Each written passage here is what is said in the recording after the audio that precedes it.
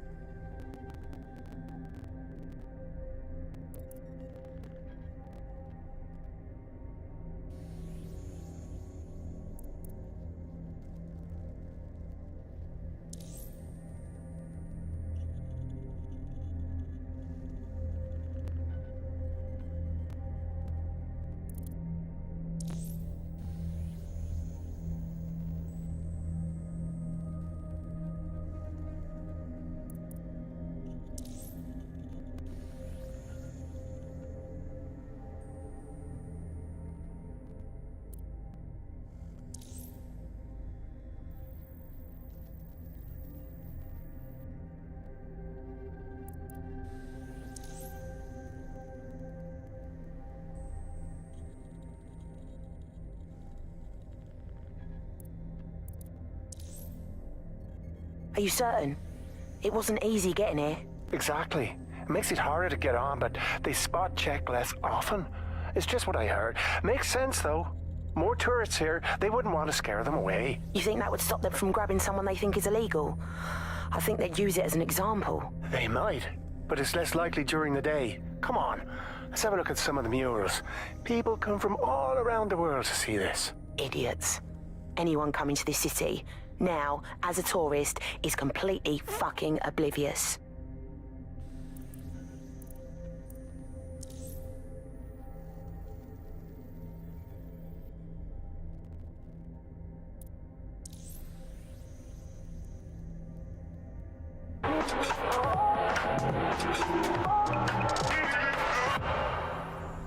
This is London Calling. You're here with me, Tash, on Buccaneer, your source for what they don't want you to know. In today's world, we've all had to get used to our every move being tracked by the optic on our temples, by the cameras around us, and with every click we make online.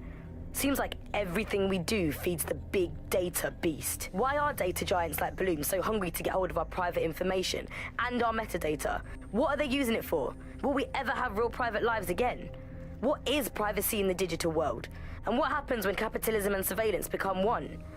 As you know, we keep all names confidential on Buccaneer. Speaking from a secure location, here's new technology strategist Charles, who worked all over the world trying to keep democracy strong in the face of the data assault. If you have enough personal data on somebody, you're able to predict what it is that they're going to do. You can tell what they might be passionate about, but mostly you can tell what they fear. And if you can tell what someone fears, then you can manipulate them and you can move them in particular directions. Like, data is collected on citizens in every possible way. Data is collected through surveillance cameras. Data is collected from television sets. Data is collected from voter records. It's collected from how much power do you use in your house and how much water do you use in your house. In pre-crisis Britain, we got really used to all of our services being free. Everything suddenly became free that was digital. But what people forgot is that if you're not paying for it, then you're the product being sold. If technology brings out the worst in capitalism, capitalism brings out the worst in technology. Senior academic Alfie tells us how big business repurposes big data. Historically, what's happened, of course, is that people have traded their privacy for their convenience. As smartphones and other kinds of technology came in and became mass-consumed, mass-used items and technological objects, gradually people were so attracted to the affordances of these technologies that privacy kind of retreated into the background and into a state we've got now where it's essentially gone. Having this access to this data makes huge tech companies like Bloom so much more powerful than they would be otherwise. And not just in the obvious ways. Of course, there's a lot of worry and fear over what they can do with the data, can track anyone, find anyone, see what every individual is doing at any point in time. But I think there's even deeper reasons why this data empowers these huge companies to control our society and make us do things. So lots of predictive technologies which are implemented by these tech giants. It's not only interested in knowing what we're going to do, but influencing the patterns of our movement. So technologies might suggest routes to use in the city, places to go, restaurants to go to, cafes to go to, music to listen to.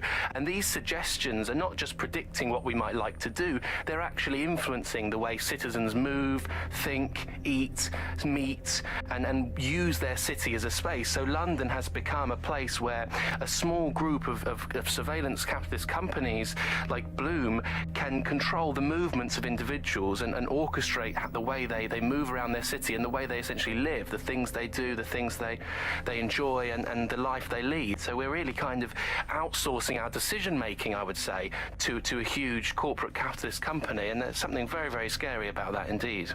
All these technologies can be used to not only influence us to act as the perfect consumer, but also to prevent us from doing radical and revolutionary things. So technologies in foreign nations that have been used are things like heat map features which show where populations are gathering. In-game rewards can be offered to people to take different routes, things like that. Traffic data can be manipulated to prevent people gathering and protesting, as has happened in some of the authoritarian regimes across the world recently. So what we're looking at is not only a set of technologies which make people behave as ideal consumers, but ones which actually can be put to use to prevent radical and disruptive behavior in the city, which limits the power of any kind of revolutionary force. So, if you thought you had a private life, get used to it. You don't. And we're not going to reclaim our lives without a fight. I'm Tash, and you've been listening to Buccaneer, keeping the resistance informed. Keep listening, keep fighting, and remember, nobody owns you but you.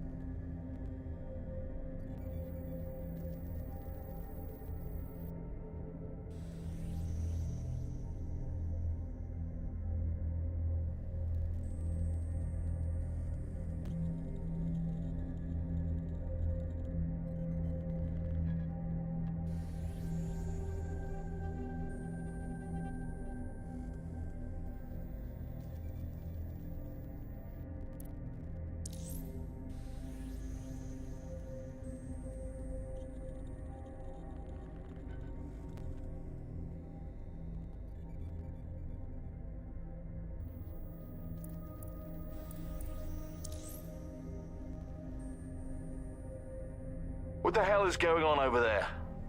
You are supposed to contain such fuck-ups. How can we have a drone collision in the middle of the city? You know, a person died, right? Hit by flying debris. How can we have press there prior to any cleanup team? And now we've got a bloody scandal. Not only shouldn't any such event ever happen, but even if it did, it must be contained. I have to send one of my teams now to clean the area, silence the press, and be on the lookout for over-talkative witnesses. All this effort is avoidable. That's why Cato exists. I don't want anything like this to happen, ever. That's if you value your job and your freedom, for all it matters.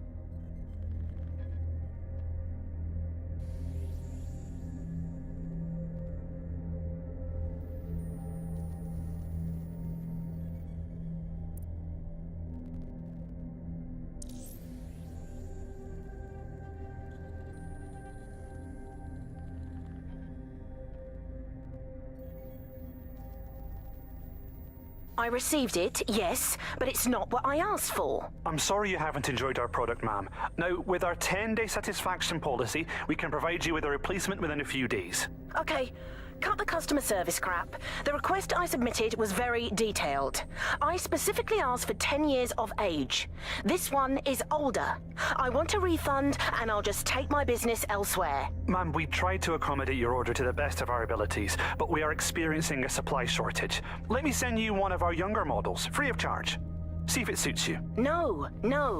Pubescent doesn't cut it. The person I was in contact with guaranteed that the ages were thoroughly checked before shipment. This is an outright scam. The network will hear about this.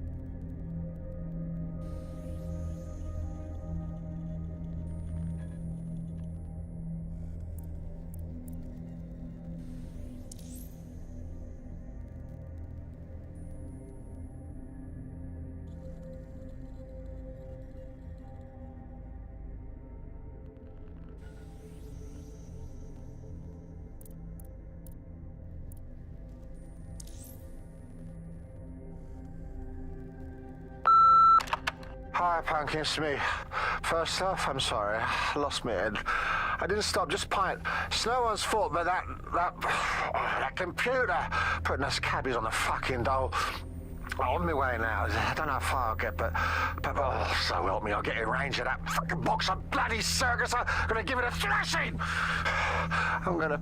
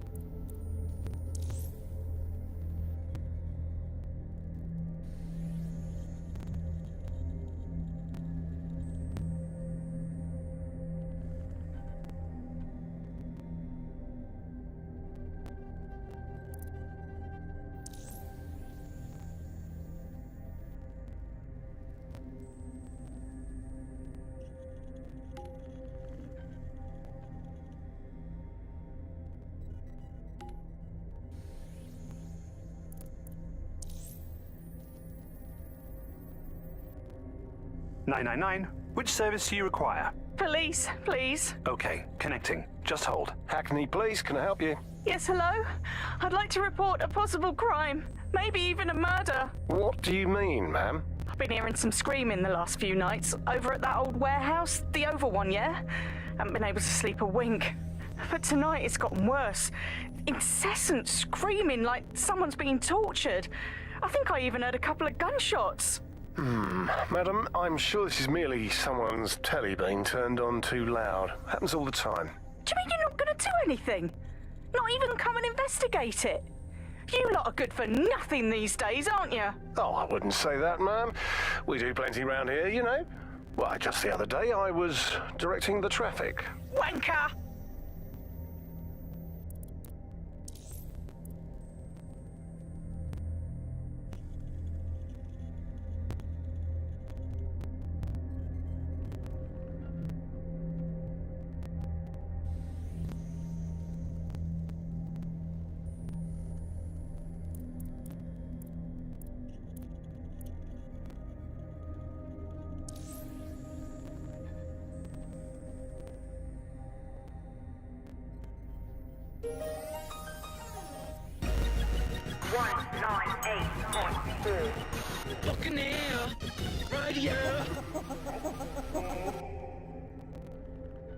Are you lost? Or tempest-tossed? Welcome to Clearwaters. Remember when London was cool? When Piccadilly was a funky place to hang out? The system is broken. That's why we can't have nice things.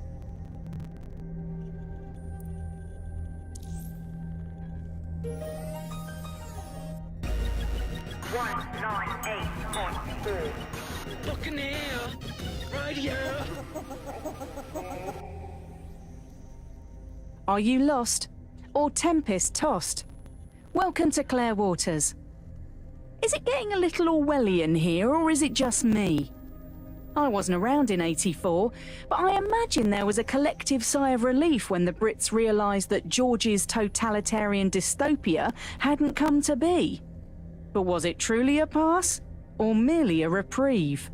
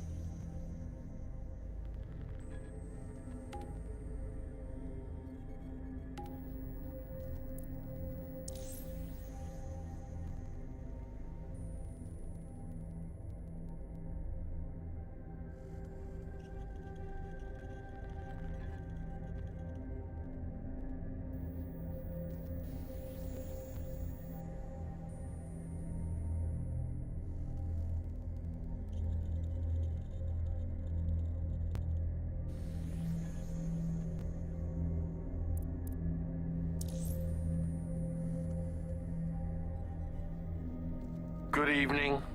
Greetings to you all. Today is about love. What, if not love, binds our souls together in the big family called humanity? God's love and our love for our neighbor both guide our spiritual path. They shine beacons on our moral steps through this life and open the gates of a brighter one to come. Love is needed now, more than ever. We have to open up to it and let it guide us. We must show to those unwanted that they have a home, that they have brothers and sisters who care for them, who can offer them peace and warmth and selfless care. This is a calling we must adhere to. Let's open our doors and let's share our bread. Let our hearts become mightier than fear and darkness. This parish will become a haven for those who need protection, a bed for the tired, a table for the hungry, and an embrace for the lonely. We must all accept this role given to us by our faith. We must not stand by while angst boils into hate. Let's pray.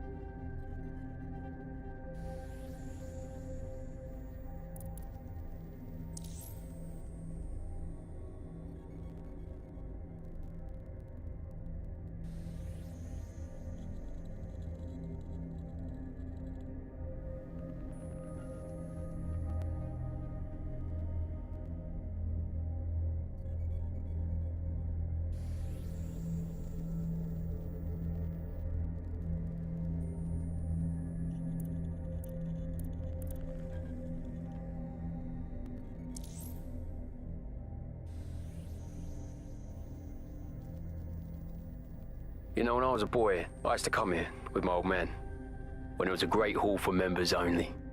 What's all we called it. Should have seen it. Oh, it was grand. Books and art everywhere. Great paintings on the walls, portraits, landscapes. There was even one of my ancestors in one of them. My old man told me, Lord, it was a sight to see. Like a museum, with precious objects in glass boxes and all. Now I'm back here again. Old man's dead. Rot's hauled as a dump. And I'm a squatter.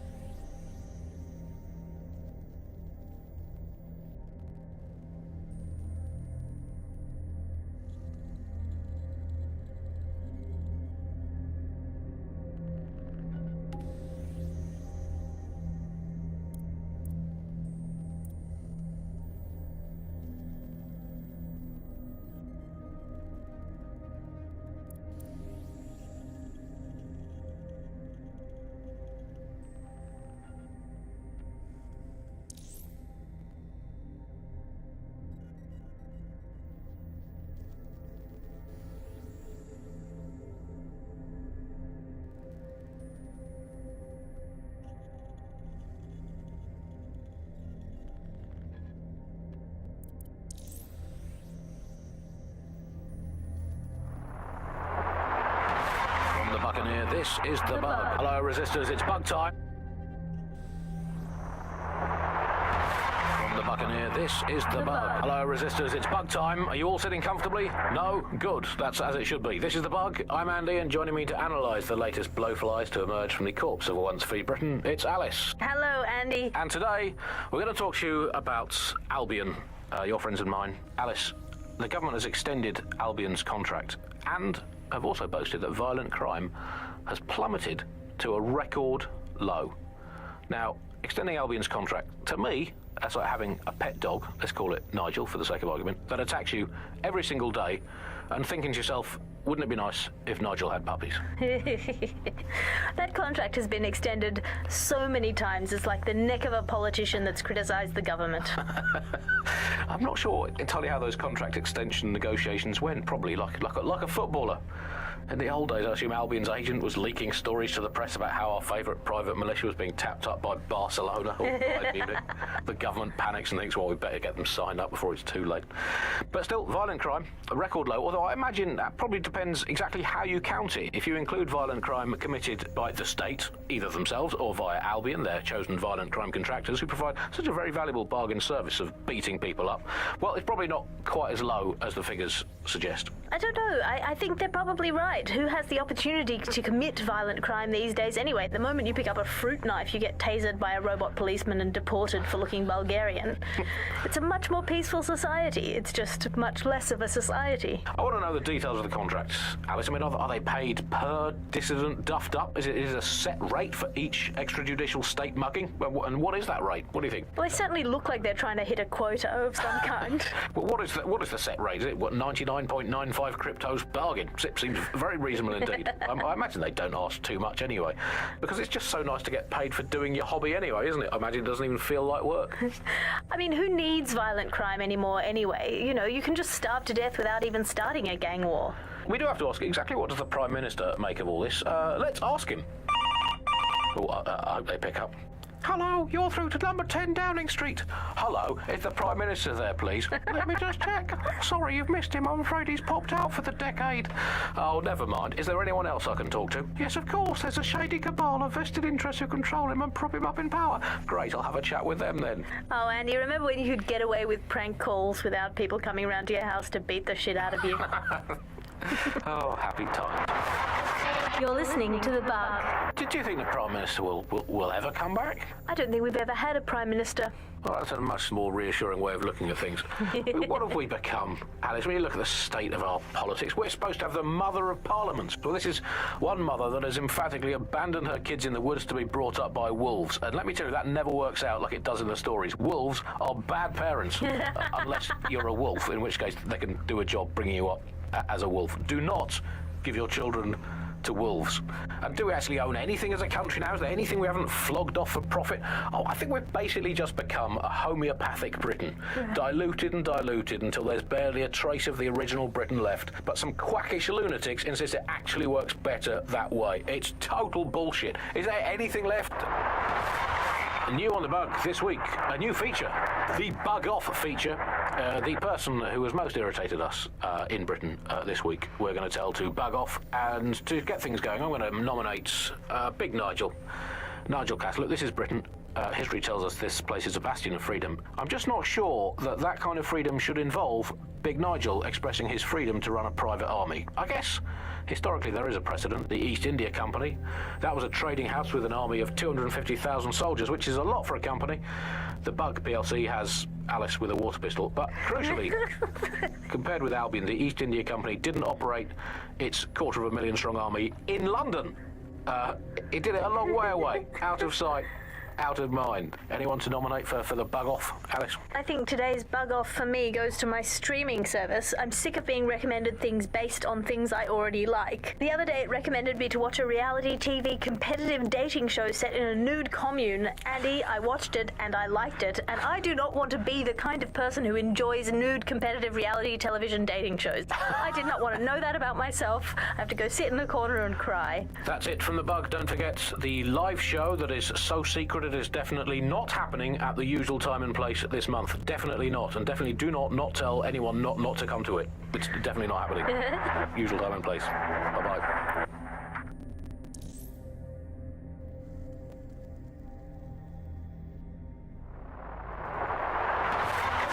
You're listening to The Bug. May cause nausea, vomiting and headaches. Hello Britain, this is The Bug, the show that holds up a mirror to the world and smashes itself on the head with it in despair. I'm Andy, joining me, as always, Alice, and... I deny everything. Just a good state of existence. Some good news, at last. There are no medicine shortages, according to the government, none at all. There have been various allegations about that. It turns out they are all fake news, trademark. There are none. There are no shortages of medicine. Don't take it from me. I'm not a medical supply expert. Take it from our beloved government. It's fine. In fact, I'm going to read between the lines here and actually say there's probably... There's too much medicine, if anything. Just medicine. You can't move for medicine. In fact, just this morning, I tried to pour some cornflakes into a bowl for breakfast and out tumbled a 12-month course of immunosuppressants, corticosteroids, and anti-retrofungal neurodilatory estrogen spermatotropic fruit pastils. The people claiming there are medical shortages are probably high on lots of medicine that they've been given. I, for one, believe that there are no medical shortages, Andy. Just last week, I went in with a broken arm and they suggested it might just be extreme period pain and prescribed me a drink of water and an astrology chart. We can't be too far away from them just prescribing stiff upper lip like they did at the Blitz. My uncle had a leg removed due to diabetes. They halved his insulin because they said there was less of him to be diabetic. So, anyway, people, don't believe what you read or hear about there not being enough medical drugs to go around. It's not true. It's hospital hogwash, it's pharmaceutical flim-flam, it's medical mendacity, it's Hippocratic humbug, it's nonsensical narcotic nincompoop. I think I've made the point. Do not believe the news telling you that we've run out of medicine, nor should you believe the empty shelves at the chemists. They're also lying. Do not believe your doctor saying, sorry, we're fresh out of that, you're going to have to eat a carrot and pretend. And do not believe your own cobweb-ridden medicine cabinet at home. It might look empty, but it's not, for it contains the only medicine any of us truly need. Stirring music, please, producer Chris. Freedom. The medicine of British freedom. And the analgesic knowledge that however ill you may be, Bloom are keeping an eye on things for you. I'm investing heavily in the placebo effect right now. You're listening to The Bug. Obviously, I don't entirely mean that, because what is the first rule of the third millennium? If someone in power tells you something is fake news, what is it? Correct. A 110% cast iron, tungsten-coated, granite-scented, cosmically immutable, scientifically unarguable fact. But surely, Alice, the more important question for all these medicine freaks whinging on about feeling a bit poorly or having a fatal but curable illness and slowly dying unnecessarily is this. Do we actually need medicine? If you today got diagnosed with a potentially fatal illness, would you not look around at the nation that we've become and think, hey doc, put your life-saving treatment down, I'm going to take this free one-way bus out of here. Now hold that pillow over my face until the twitching stops. I just don't think we should think of it in such a negative way. Don't think of it as a medicine diet, Andy. Think of it as a series of healthy lifestyle swaps. Swap out anti-inflammatories for antacids. Swap out the iron lung for the aluminium lung. Swap out MRI machines for Mary machines, which is just a lady called Mary telling you you're fine. Obviously, critical shortages are as much part of our daily lives, our society and our culture today as things like football, music and complaining about the weather used to be in the old days. And, well, food shortages, yeah, we just learn to live with them, don't we? And there's a lot of positives as well with all these food shortages. I mean, we were eating too much anyway. As a nation, the government's just helping us live healthier lifestyles. It's so hard to diet on your own, isn't it? You need the support of a friend or a loved one or a government or collapsing social infrastructure. Positive too, meat, very bad for the environment.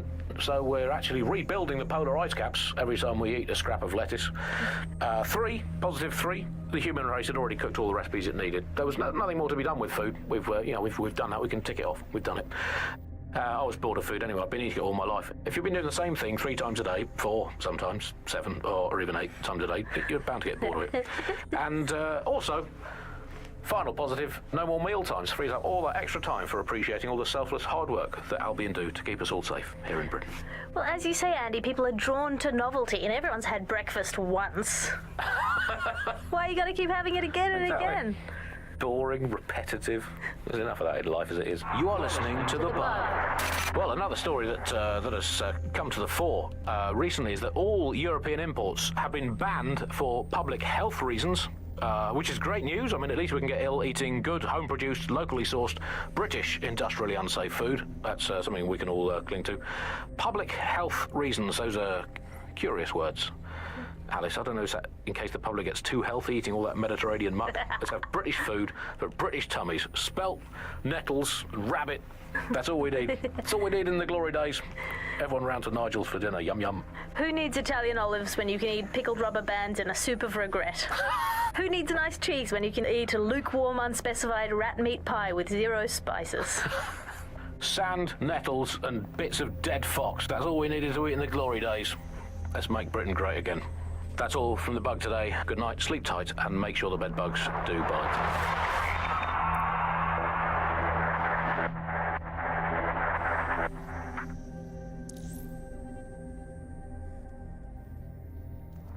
The Bug. Objective voice of objection for a most objectionable world.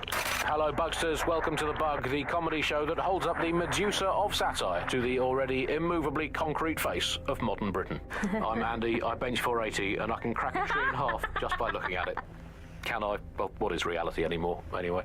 Alice, what do you bench? Bench body weights, well, not my body weight, Okay. body weight of a baby. Right. Yeah, I mean, you don't need to give that kind of detail. Just It's very body weight. impressive. People look at me and go, where did you get that baby? You are listening to The Bug. In this week's Truth News, according to an official poll, 98% of Londoners are very happy with CTOS. And I am not sure that I agree with this, Andy. I don't think 98% of Londoners have ever in the history of London ever agreed on anything. You could not get 98% of Londoners to agree that oxygen was better than breathing a fog of raw liquid feces. And they expect us to believe that everyone agrees CTOS is better than not choking on shit mist. I mean, maybe they just meant 98% of one specific Londoner who bought shares in Bloom before its tentacles grew into every crevice of the country. I mean, this is not just any old poll. We should say that this is not any poll. This is an official poll. Right from the very heart of government. It's not a knock-off fake poll of an elderly couple and their mangy old dog sitting on a bench waiting to die. This is an official poll. So let's just put those words official poll through an online translator in case you didn't study languages. Let's find out what it actually means. Made up lie. There we go. Got to clear that up. I think it's fair to say, entirely trust these official polls they feed us, Alice. I mean, they could publish an official poll saying that over 99.9% of children like ice cream, and I would instantly assume that all children now hate all ice cream and would prefer to eat a bucket of gravel mixed with dead badger. They could publish an official poll saying that 10 out of 10 cats prefer cat food to being whacked with a tennis racket, and I would assume that all cats have gone vegan and were queuing up outside Wimbledon meowing, choose me, choose me.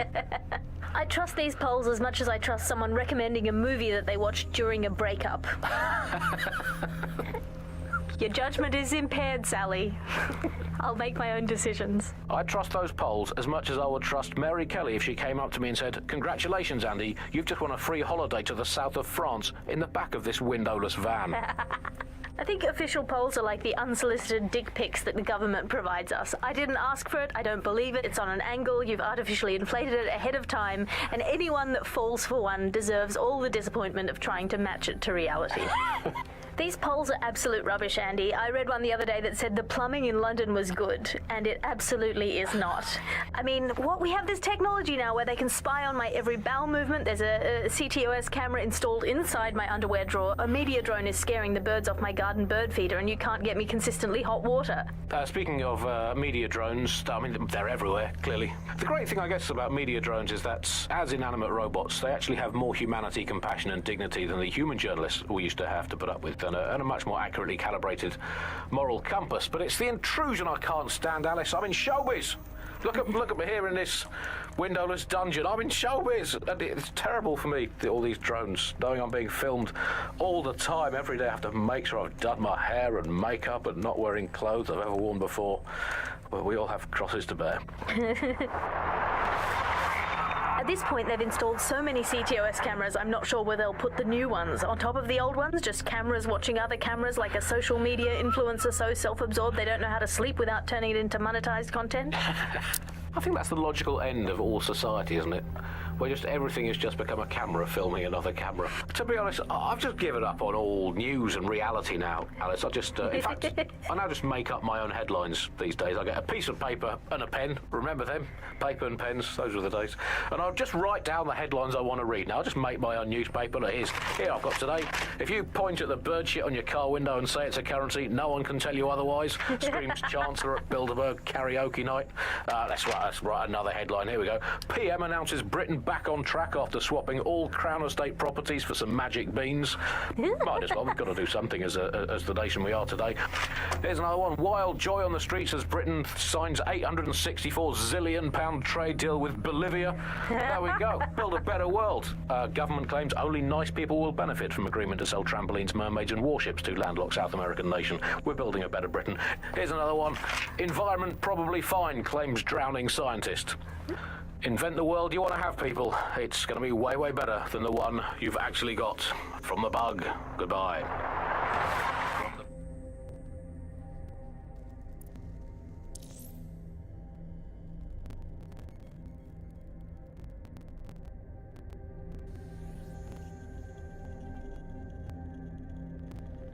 Hello, Resistance fans. You're listening to the Bug Podcast, the objective voice of objection for this most objectionable world. I am Andy, not my real name, so good luck finding me, Monsieur Bloom. My real name is, in fact, Andrew, and I live in, note this down, a deluded pseudo-reality of my own making, which is, in fact, the most densely populated place on Earth these days. Overcrowded, some might say.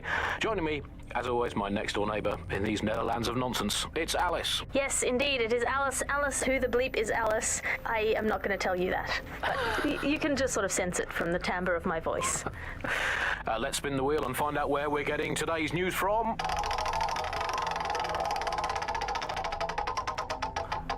Here, it's coming from here. I must get a new wheel with at least one other place on it. And the headline today, Alice, our borders are safe.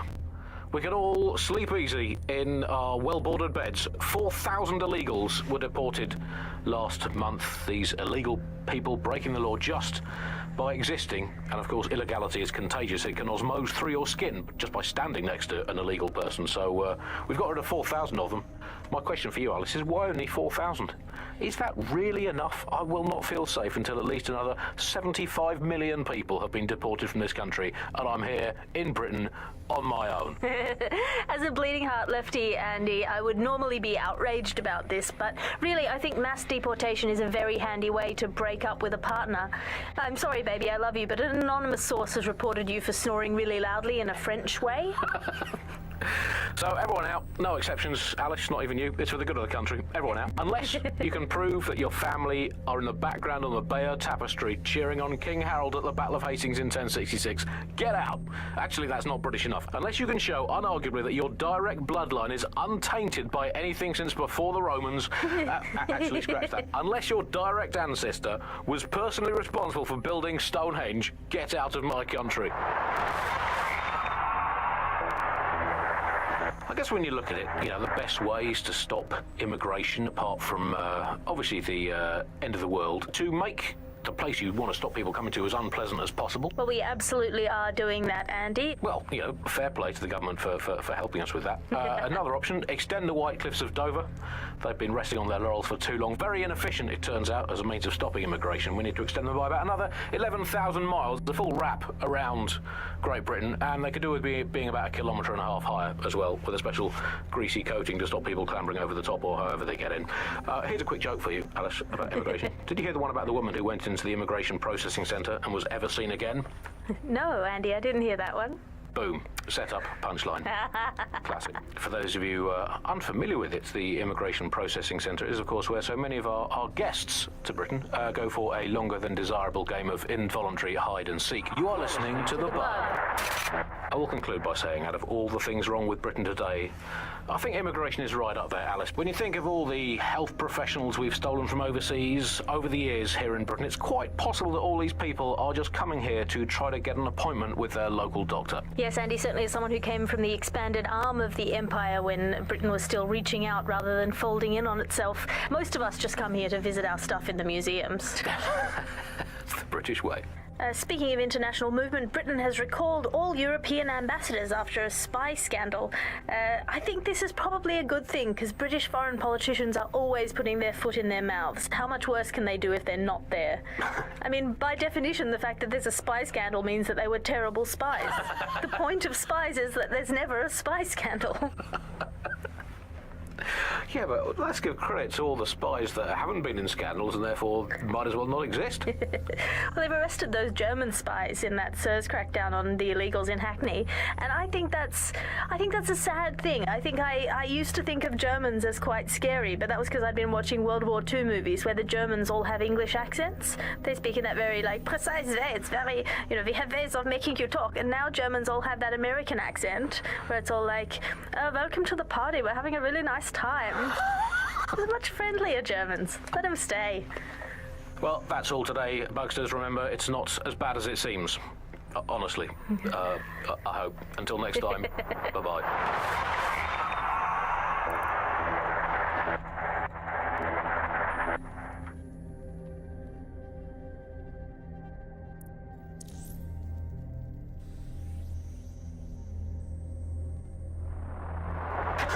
You're listening to The Bug. Nibbling away on the rotting carcass of a once free Britain.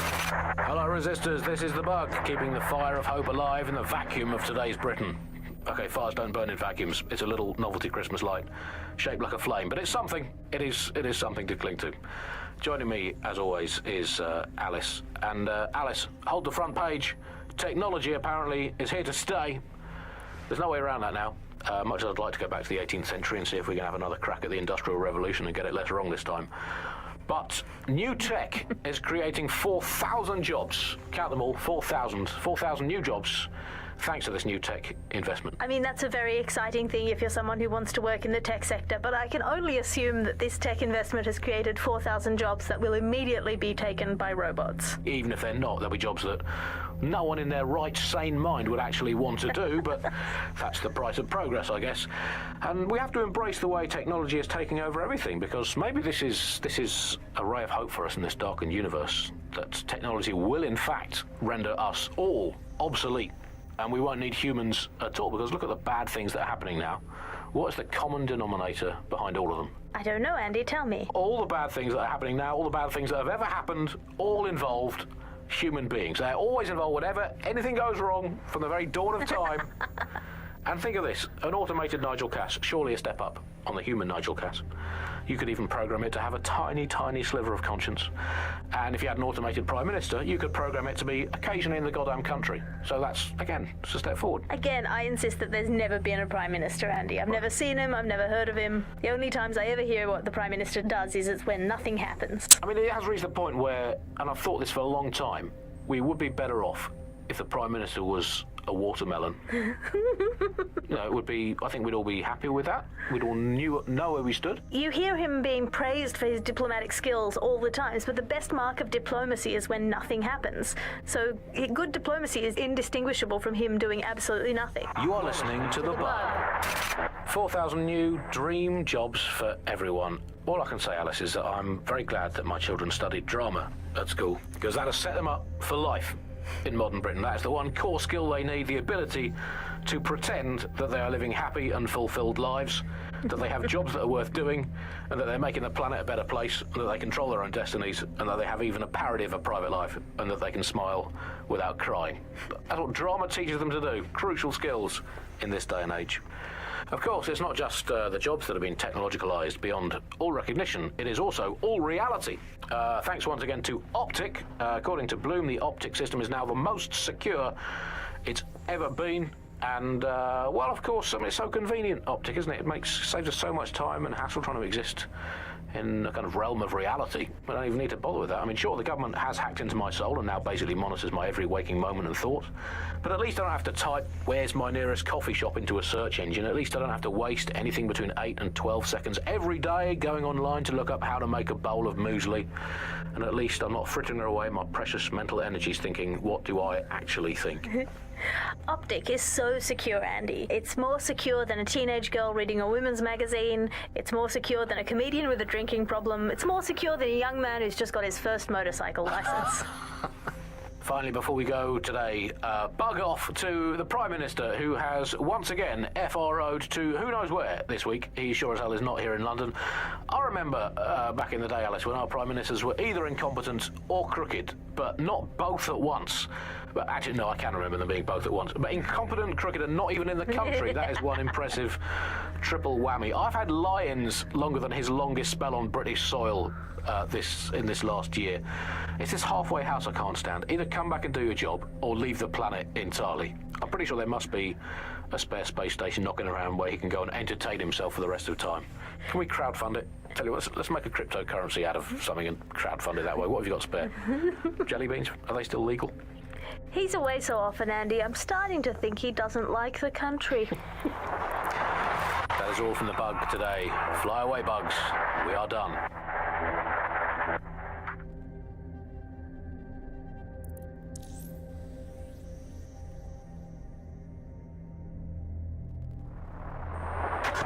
You're listening to The Bug. Nibbling away on the rotting carcass of a once free Britain. Hello, Resistors. This is The Bug, and on today's show, Alice and I will be looking at the big questions, such as, are we less than 2 years away from being able to turn a sausage back into a live pig? Did we actually need polar bears anyway? What do they really do? If I put Optic on my dog, can I train it to take itself for a walk and do my shopping on the way home? And is tennis real? But first... It's a question that no one's really addressed of late. London is going to be safer than ever, Alice. SIRS is installing thousands of additional CCTV cameras. So nice they're still looking out for us after all these years. Yeah, it puts a lot of fun into my life now. I get to play this role-play game where I pretend to know my loved ones better than some twat behind a screen in the SIRS headquarters. I mean, I guess we shouldn't complain. I mean, SIRS really just stepping into the vacancy left when it became patently obvious that God had retired. You think of that, the similarities, omnipresent, omniscient, judgmental, stripping away your finances and freedoms, dishing out random punishments, peas in a pod.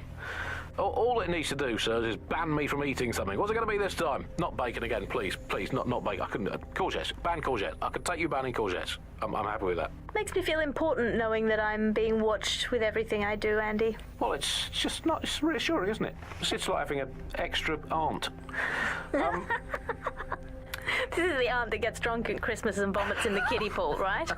Get that on. This is The Bug on the Buccaneer. The Bug. Let's move on now to sport. Well, the closest thing we have to sport now, riots. I mean, riots are my favourite sport now, Alice, ever since they turned the Oval from a cricket ground into the immigration processing centre. And, yeah, rioting it's a great sport. It's fun for all the family. It's guaranteed action.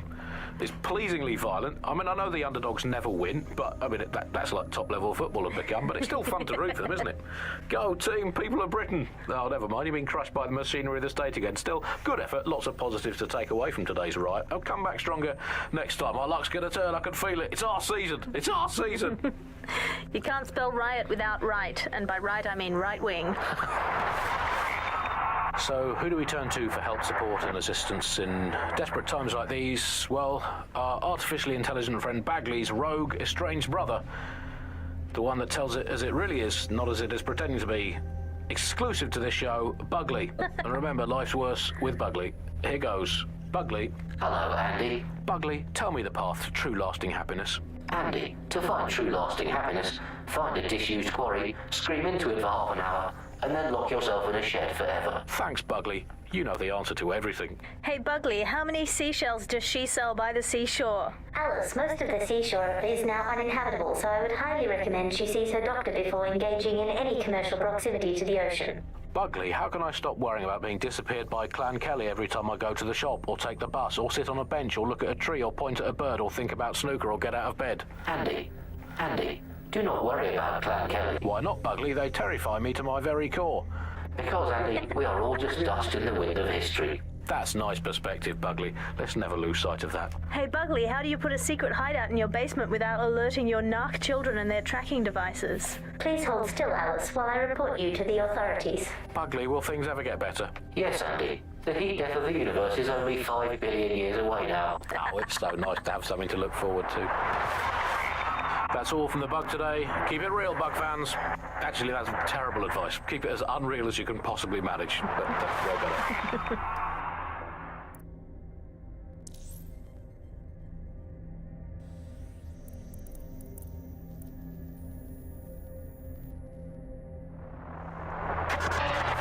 Bug, nibbling away on the rotting carcass of a once free Britain. Yum, yum.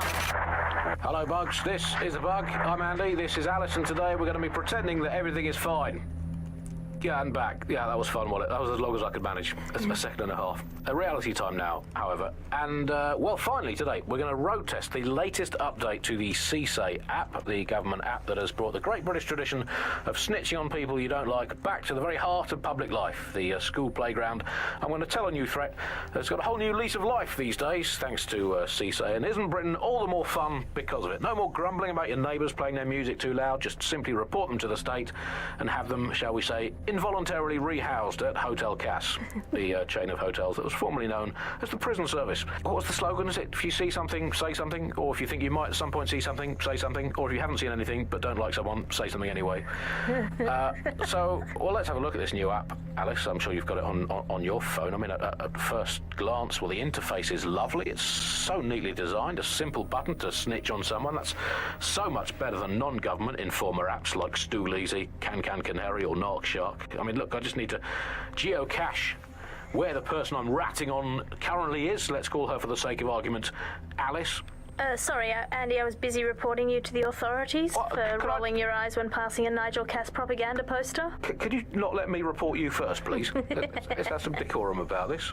I'll just take a quick little photo so they can get a drone to pick you out of a crowd at your next riot or trip to the shops or walk in the woods. And you can input your accusations with the app, but let's go old school. Let's call the phone line. Let's call the phone line. Here's the number, listeners, in case you want to dob someone in, as long as it's not me. 0044 203 807 3832. And don't forget to get the permission of the person who pays your bills before you call that number. You have reached the voicemail of the Signals Intelligence Response Service. At the tone, please leave the name and the address of the person you would like to report, and officers authorized for lethal force will respond. If you are reporting a loved one, please say goodbye to them now. Thank you. This call has been traced. Hey, I'd like to report my co-host Andrew, who runs an underground satirical anti-government comedy show, for running and co-hosting an underground satirical anti-government comedy show. Also, he does terrible puns. Well, excuse me, I have a suspect for you. That is my co-host, Alice. I have some evidence for you. She tutted audibly at the sight of an Albion vehicle in the street yesterday.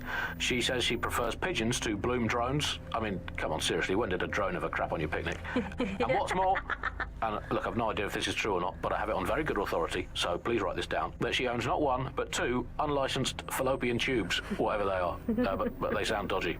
If I had a crypto for every time someone had reported my fallopian tubes, I'd have 3, which I think converts to about 120,000 Great British pounds in the old money.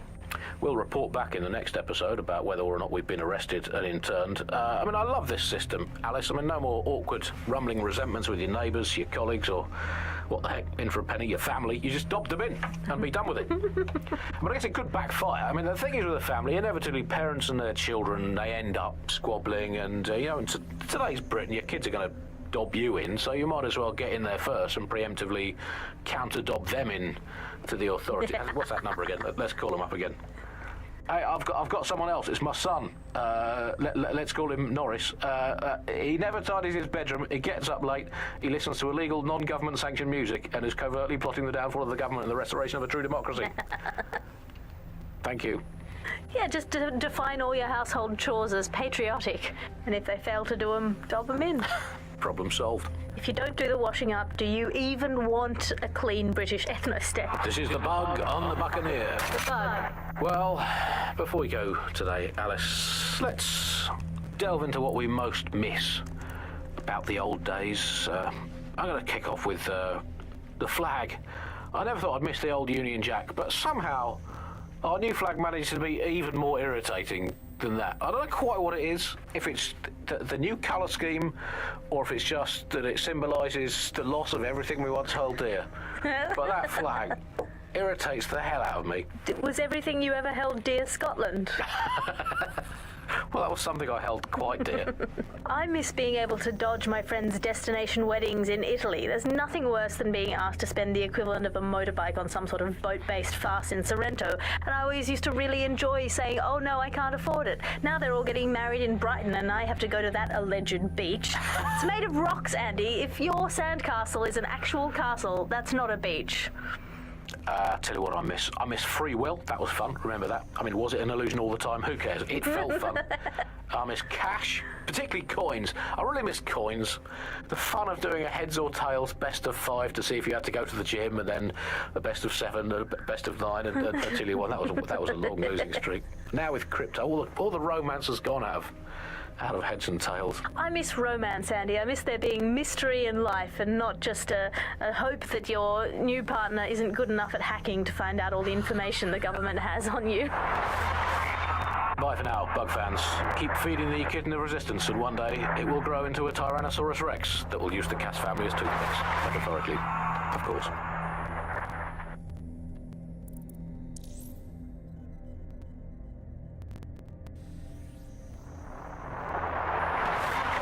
You're listening to The Bug. May cause nausea, vomiting, and headaches.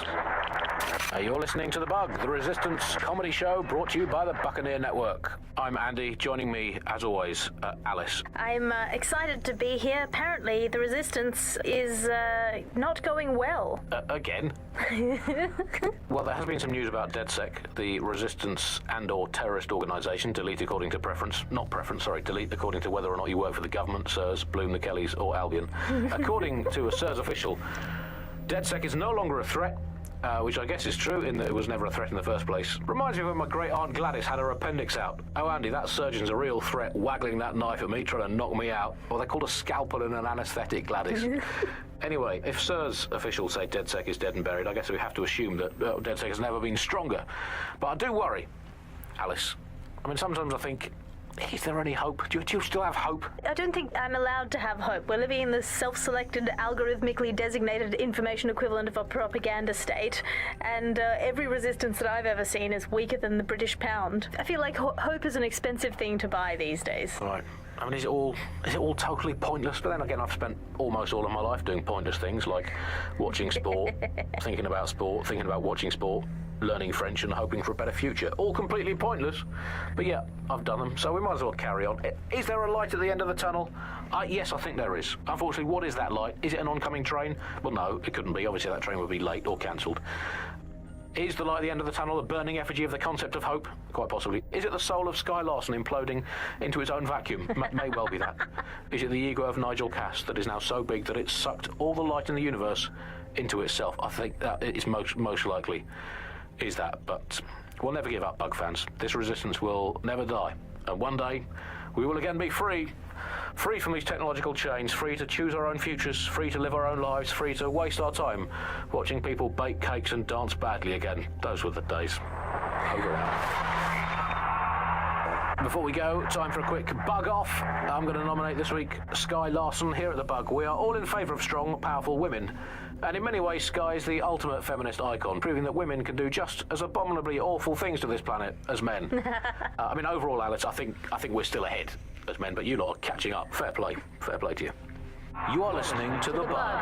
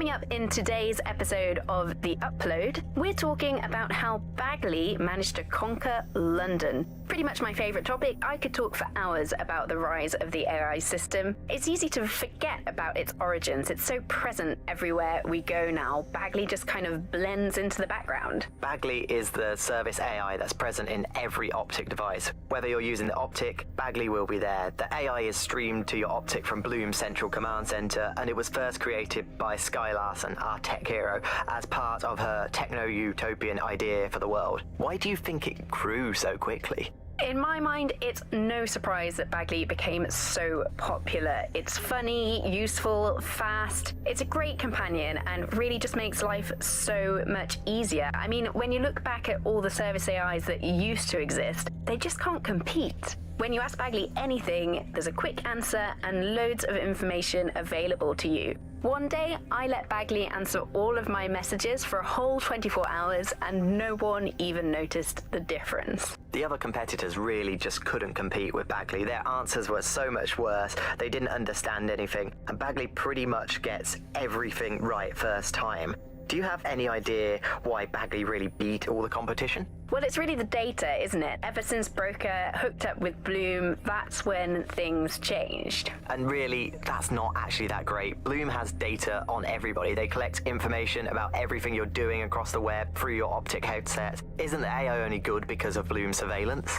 Well, I suppose so, but I prefer not to talk about that side of things. Bagley is so special because it's been trained on this huge cache of information. That's how these AI systems work. Or at least used to work. I mean, we don't really know that much about the latest version because there's so much secrecy around the tech. But they're given this huge amount of training data. It's basically a huge database that's used to teach the AI about patterns in behavior.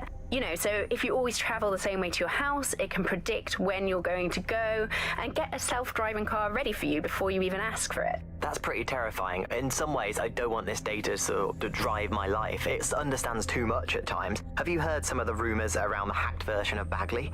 I've heard mutterings, yes. I've heard it's been used by DedSec. I wouldn't put it past them. It's pretty well known that they're not fans of Bloom. But the idea of a souped-up version of Bagley, given it's already so intelligent, is a bit terrifying. I wonder what they could actually make it do.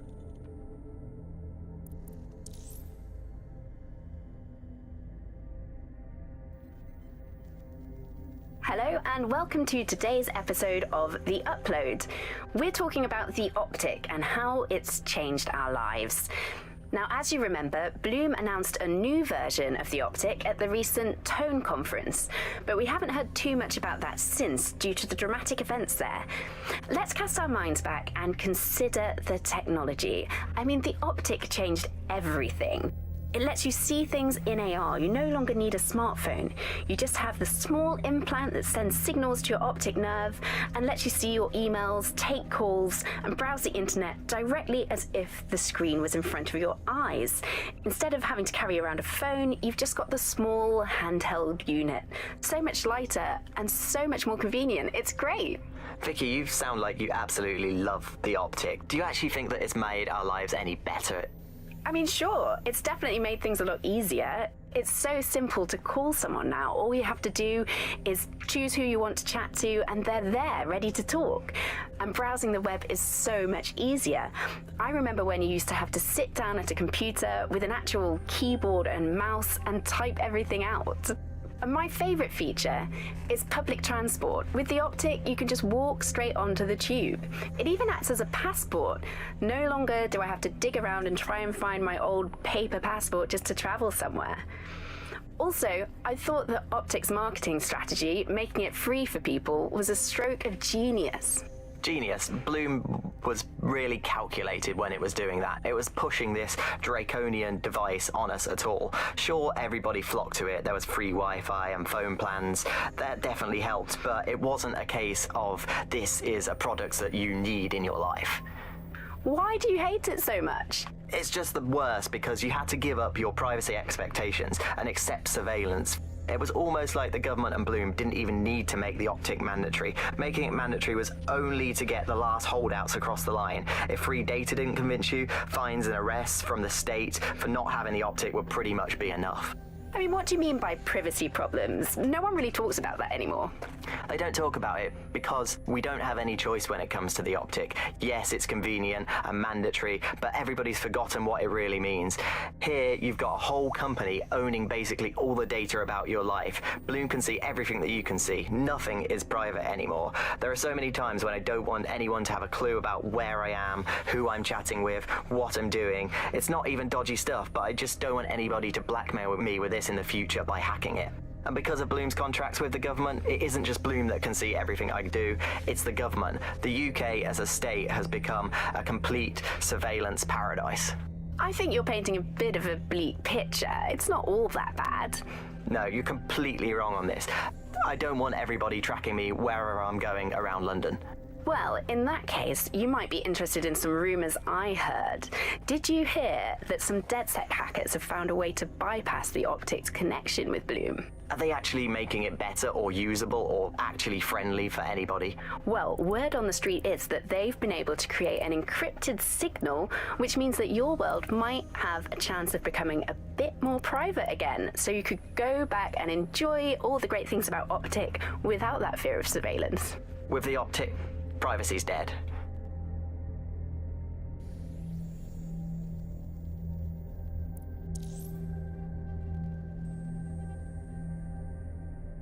Hello and welcome back to The Upload. In this episode, we're talking about CTOS 3.0, the city operating system that's now powering all of London. For those of you who need reminding, as if anyone does at this point, CTOS was first used in Chicago in 2014 and then San Francisco in 2017 before coming here to London. And every time it's been rolled out, it's been pretty much an unmitigated disaster. For those of you who are listening who are lucky enough not to be here in London's chaotic scenes, it's worth remembering that the telecoms tower is now owned by Bloom. The tower looms over northwest London. It's always been a communications hub, acting as part of the UK's television and communications network, although there's been some secrecy around its use, and now that Bloom owns it, it's only even more secret. Yeah, now everything that's part of Bloom's city surveillance operation is run through the telecoms tower. And I have to say, it looks completely ridiculous. It's got that silly crown thing at the top and all the blue light. What's that even about? What does it do? I don't see that there's any purpose to that at all. It's a blight on the skyline, if you ask me. And it's become the main point of control for millions of people. The System Network and Bagley are both operated and streamed from there too. And don't forget about the self-driving cars too. I always thought they were just running on their own. No, CTOS is the big control system behind the cars. There was a point back in the earliest days of self-driving car technology that they operated by themselves. They used to use a series of sensors to see the world around them. Radar, for instance, would look far off into the distance, while LiDAR would detect objects nearby. And while these cars still use some of this technology, Bloom's CTOS and its detailed maps and data that it has on London really makes Bloom be able to take control of it. And CTOS can take control of your car if you're parked incorrectly. It's no surprise that it was made mandatory to have a self-driving car. The system is so bad though, it's so annoying. Whenever I try to use one of the shareable self-driving cars, I always find myself stuck in traffic jams or roadblocks. Not to mention the accidents. I've heard so many stories of cars shunting into the back of others. I think they're worse than human drivers sometimes. The technology was meant to make things better, but Bloom has made it so bad that it just makes London even more chaotic than it was before. I'm giving up on the cars. I'm only using the bikes, which are not self-driving at the moment, at least.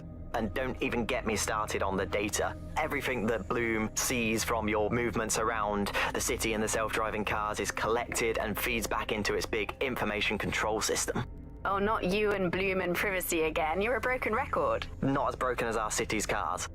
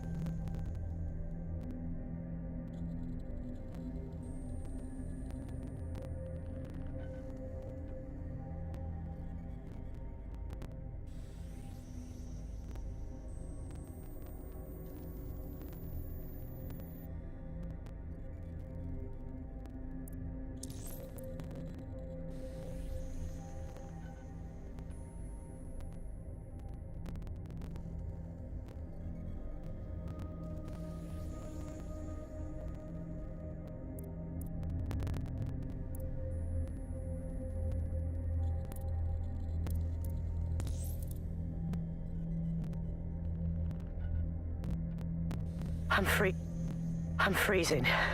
I'm so fucking freezing. I can't stay here. Where else you want to go? This is the only place we have. It's shit. Fuck this place. Fuck the cold.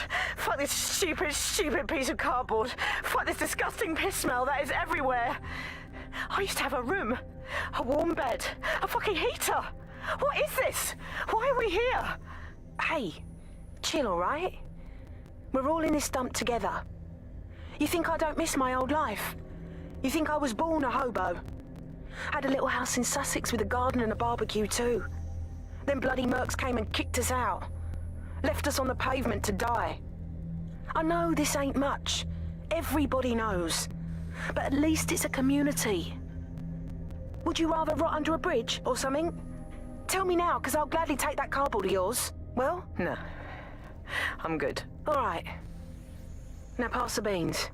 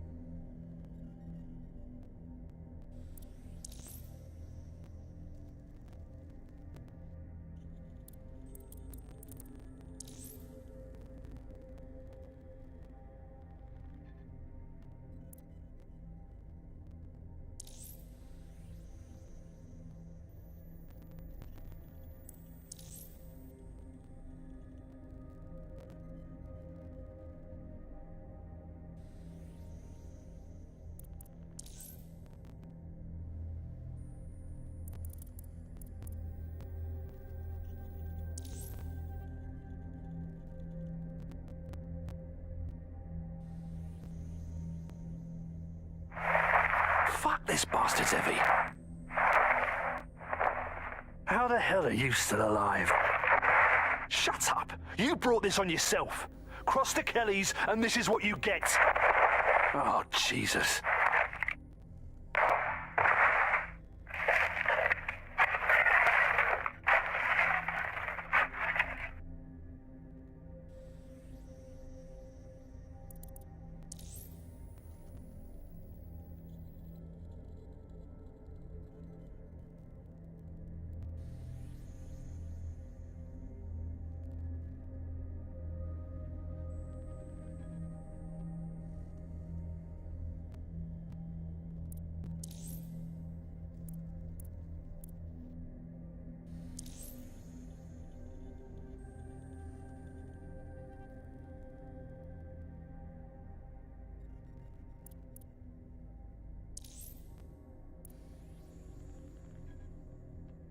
Hello. Not answering calls anymore? Don't change nothing. Don't change the fact that it's getting to be that time, innit? I've been more than patient, more than understanding in this little matter, I think. If you feel like you won't be needing our services anymore, I'm more than happy to tell Miss Kelly you're off our list. Can't promise what won't happen to you, though.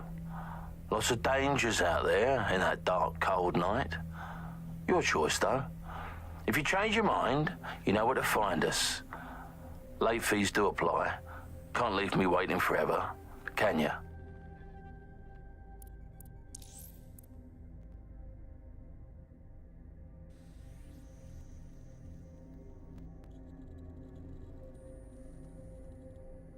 You know what we do with terrorists, Lopez? Don't go pissing me off by denying anything. We know you're with DedSec. You think you were picked up on some random sweep? Not a fucking chance. Nothing to say. Well, this is not going to go well for you then, because I want information. The rest of your cell, where are they? I want names, places, everything you've got. You think I'm daft? I spill everything I know and what? You let me go? I'm not talking. I know how this ends. Oh, I don't think you do. I'm going to throw you to the wolves. The Kellys have an interesting way of disposing with problems. You think I'm scared of some fucking thugs? Of winding up floating in the dams? Fuck you. You're too pretty for that, mate. First, they'll peddle you. For dosh, right? Then, when you're used up, they're going to chop you up and send the pieces to the four corners. I can take whatever you've got. I almost feel sorry for you. Get him to the bloody clinic, then.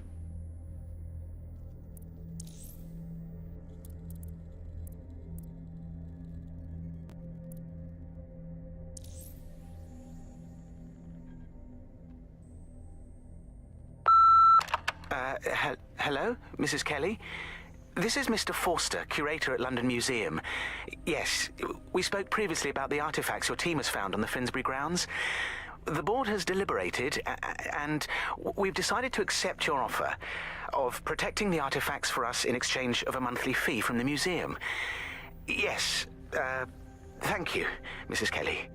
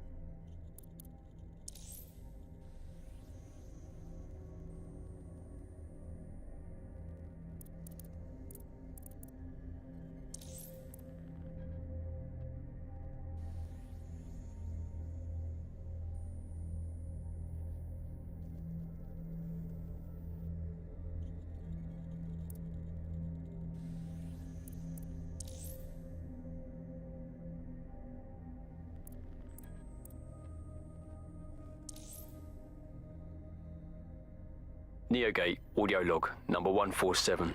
The date is November the 4th, 2023. We received a shipment last week of what is said to be the latest technological advancements in solar panels. What's really of note is the overwhelming amount of energy they are capable of generating. I'm still not entirely sure what they are for or their purpose, but I have an idea. There have been rumours circulating about some of the activities going on in the building, but our superiors discourage any questions. I don't believe...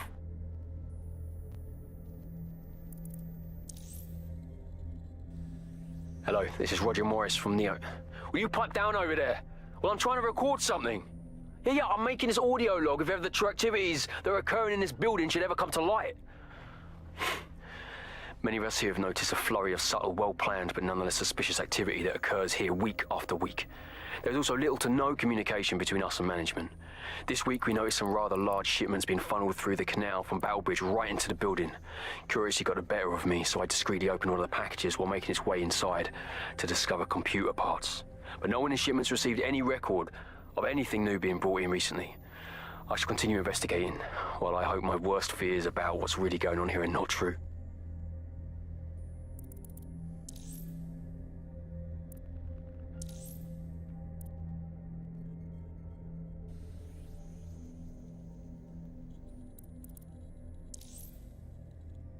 They're well trained, you see.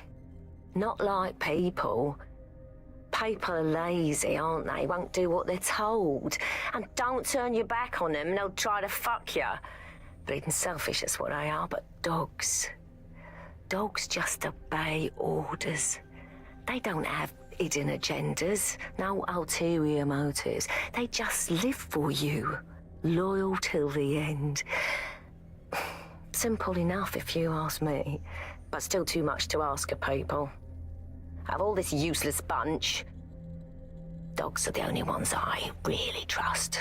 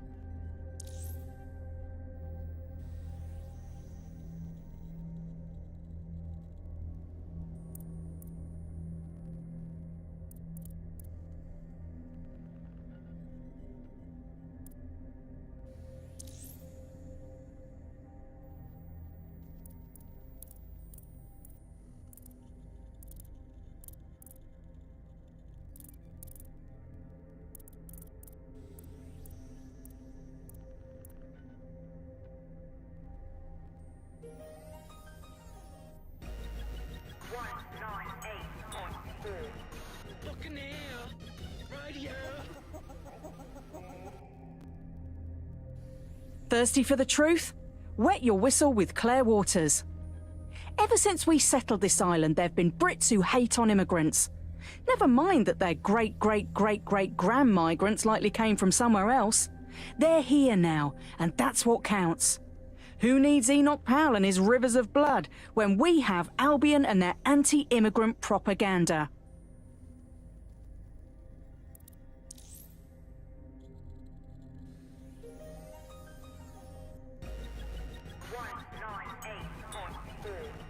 Looking here, right here.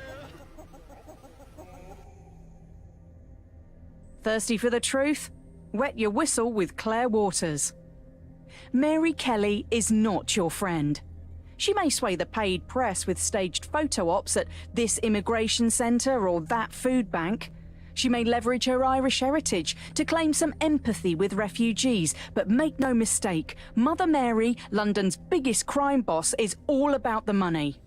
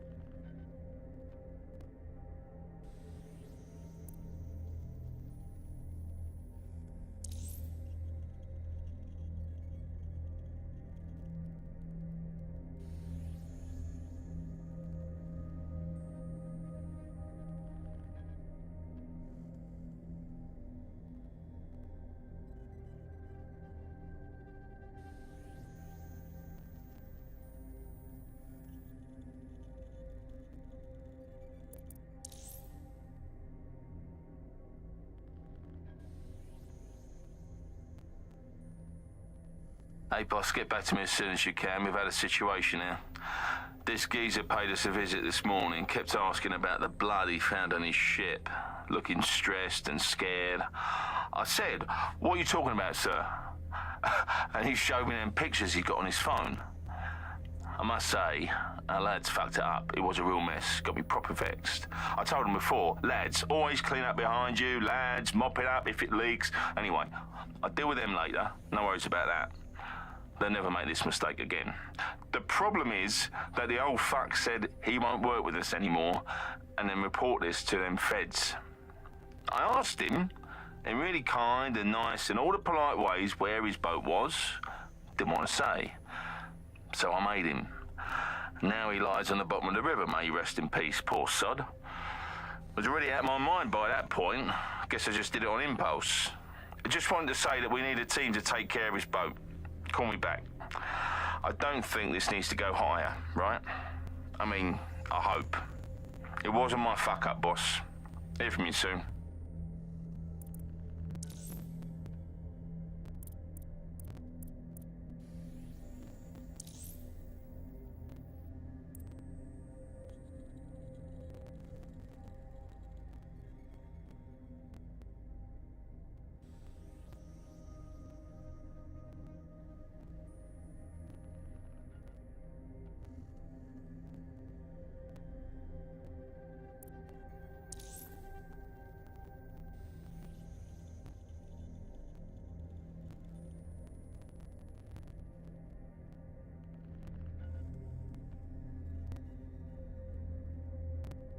Man, just listen. What? What's going on, mate? Oh my God. Oh my God. Bloody hell, man. You won't believe what I'm seeing. Fuck! What? They're burning corpses. Human bodies. This place was supposed to be closed. A perfect spot for a zoo, man. Fuck! There's crates of innards here. What the bloody fuck? What the fuck did I take? Just chill. You're paranoid. Yo, one of them's looking over. Wait. Where are you? Who's looking over? The old incinerator, man. Whoa. Oh, this is heavy. Yo, mate. Hey. You there?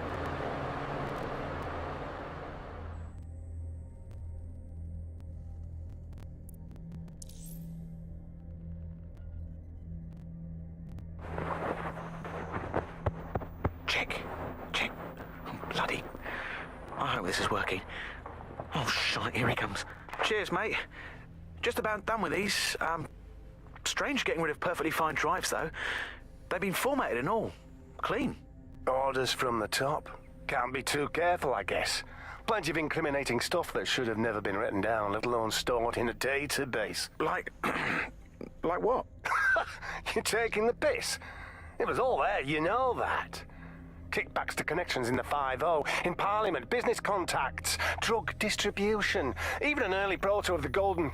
Never mind. Mrs. Kelly doesn't like us talking about that. But there's no recoverable data on them. She believes in being thorough. Nothing more thorough than crushing them to little pieces. That goes for just about anything or anyone. You all right there? Why so squirmy and sweaty? Nothing. Noshed up on a ruby. What's that then? Hold off. It's nothing. You're bloody wired up. Get off! Listen. You fucking crasser. She's not going to crush you into little pieces. She's going to chop you off for fucking dog meat.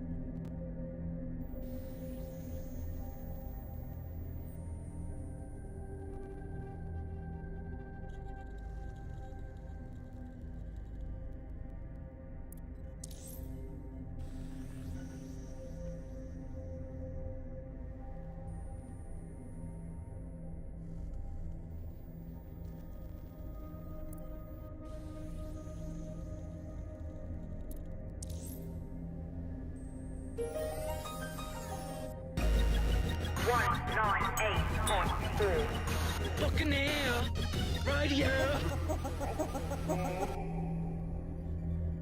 Are you lost? Or tempest tossed? Welcome to Clare Waters.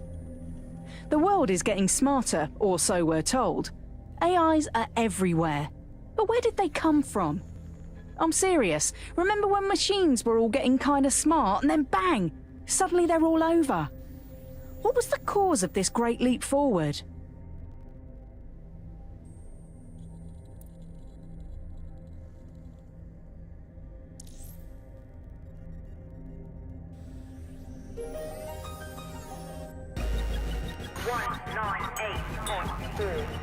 Buccaneer, right here. Thirsty for the truth? Wet your whistle with Clare Waters.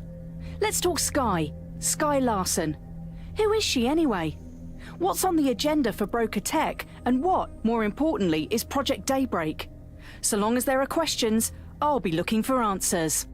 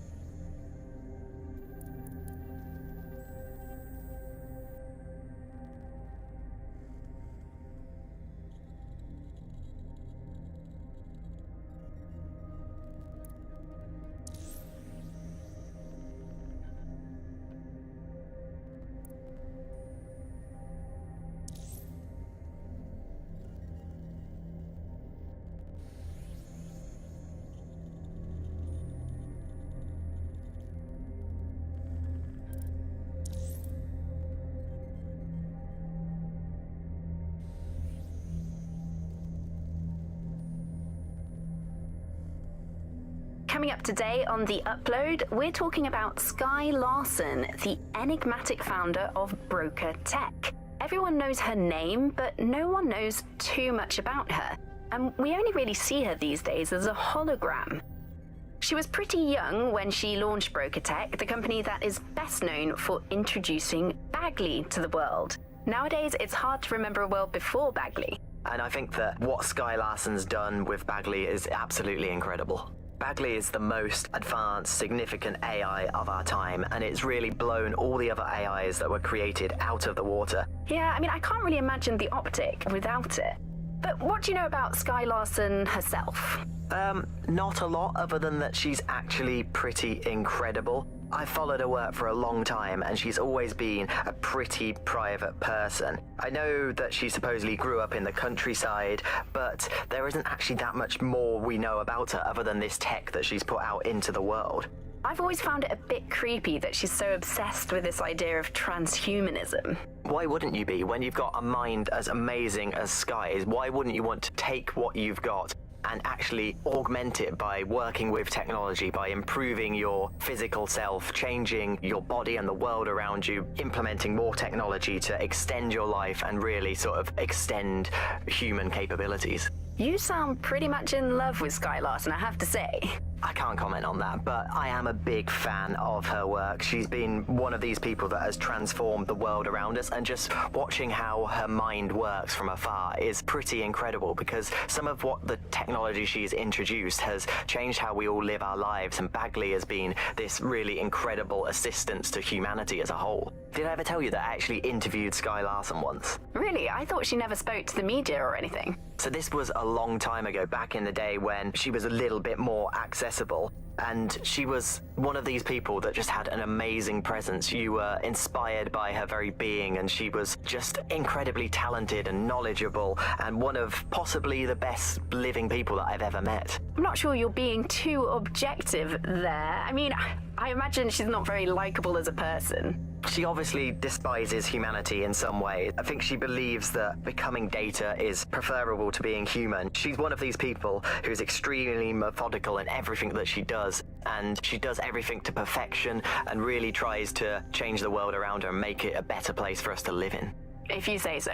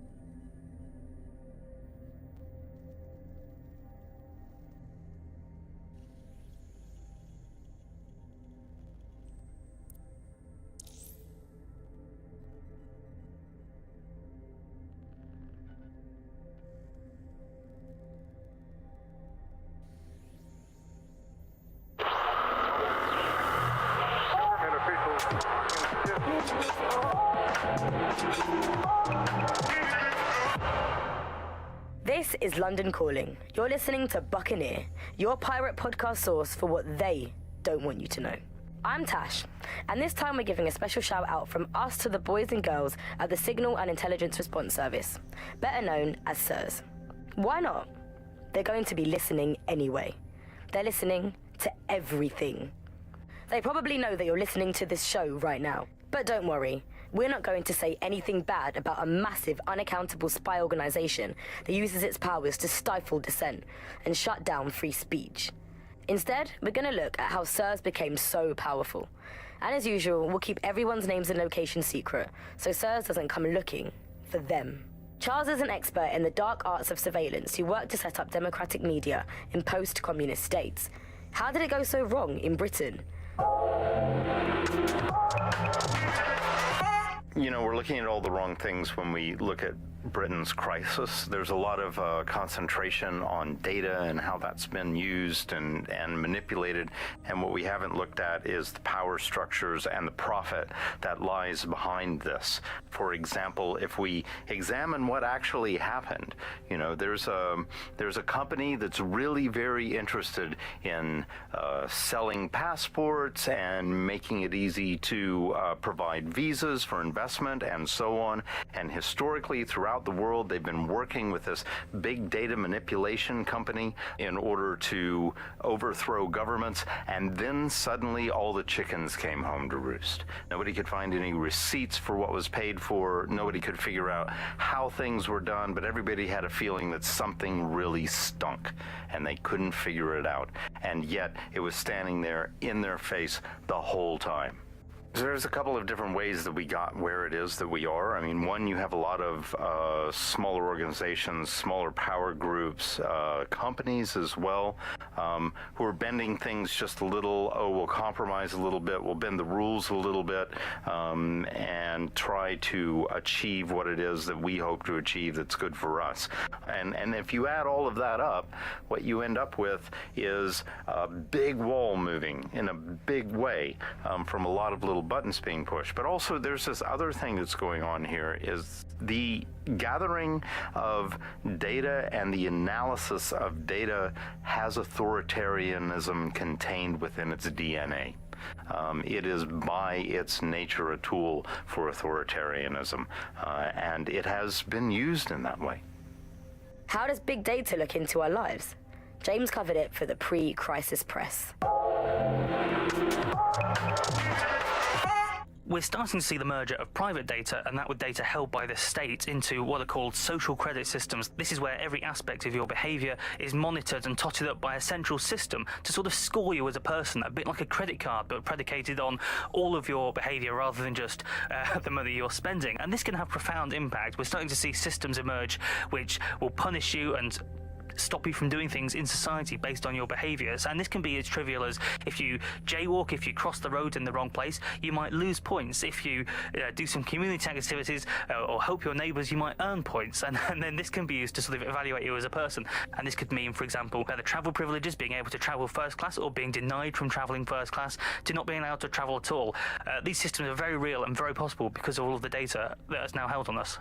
Ian was a veteran political writer and podcaster back in the days of pre-crisis Britain.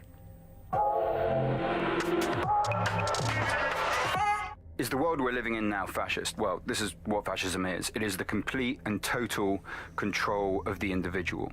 The desire to basically say to the individual, nothing in your life matters. On an individual basis, you are now part of the whole, part of the nation, and the only meaning that you will find in your life is to become part of the nation. What is a nation? A nation doesn't mean anything, right? The nation is basically just encapsulated by the leader that takes over, that claims that he, has this sort of access to the soul of the country, to the soul of the people. He never does. It's just a myth. But that's what they go for. And on that basis, they take the right to control every aspect of your life, from who you talk to where you eat, to where you go to hang out with your friends. And what we're seeing now is a contemporary iteration of this process where you get corporations and the state operating in tandem, basically molded into one another. But that isn't that rare. I mean, you saw exactly the same thing in Nazi Germany. You look at the concentration camps that operated in Nazi Germany, there were private companies in those camps making use of that slave labor. Fascism often works with corporations, and it's doing the same now. That's the way in which they track what you do. That's the way in which they track who you talk to. They operate as each other's proxies. So if your ears are burning and you think someone might be watching you, you're probably right. They're watching all of us. I'm Tash, and you've been listening to Buccaneer. Keep listening, keep sharing the show, and keep it encrypted. They're watching us, but we're watching them too.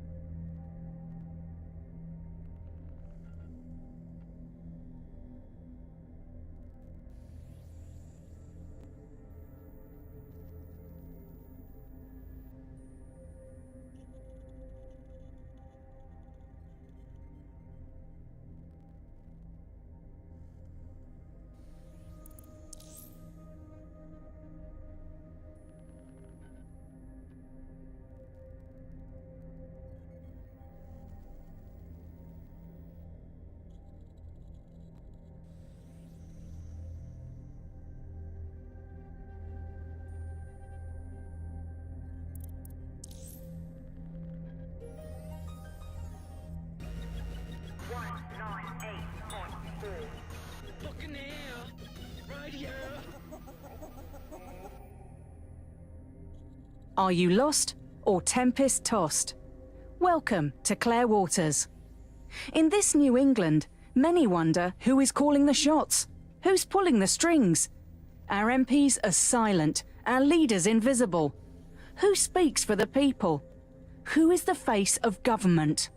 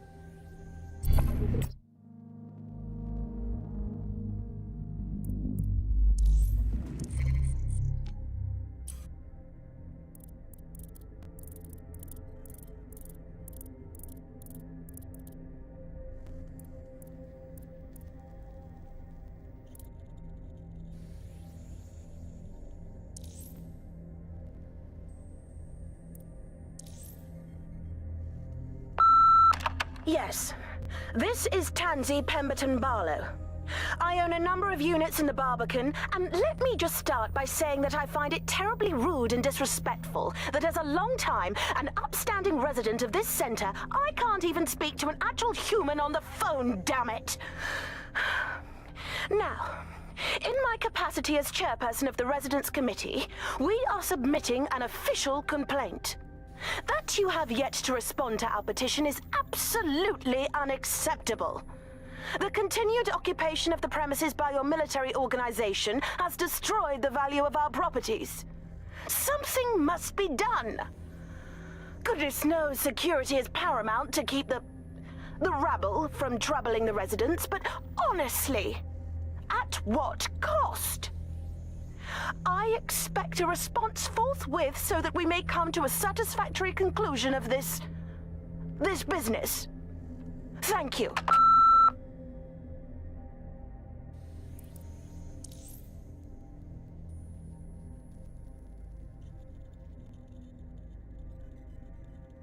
How's it going, lad? Oh, you know, the same old.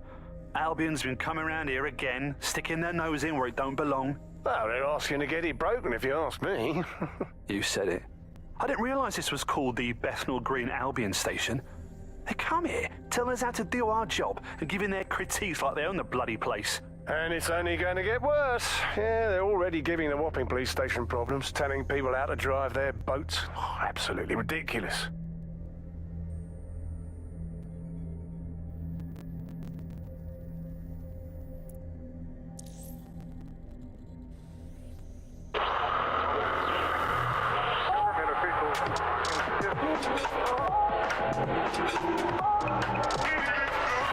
This is London Calling. I'm Tash, and this is Buccaneer, your source for what they don't want you to know.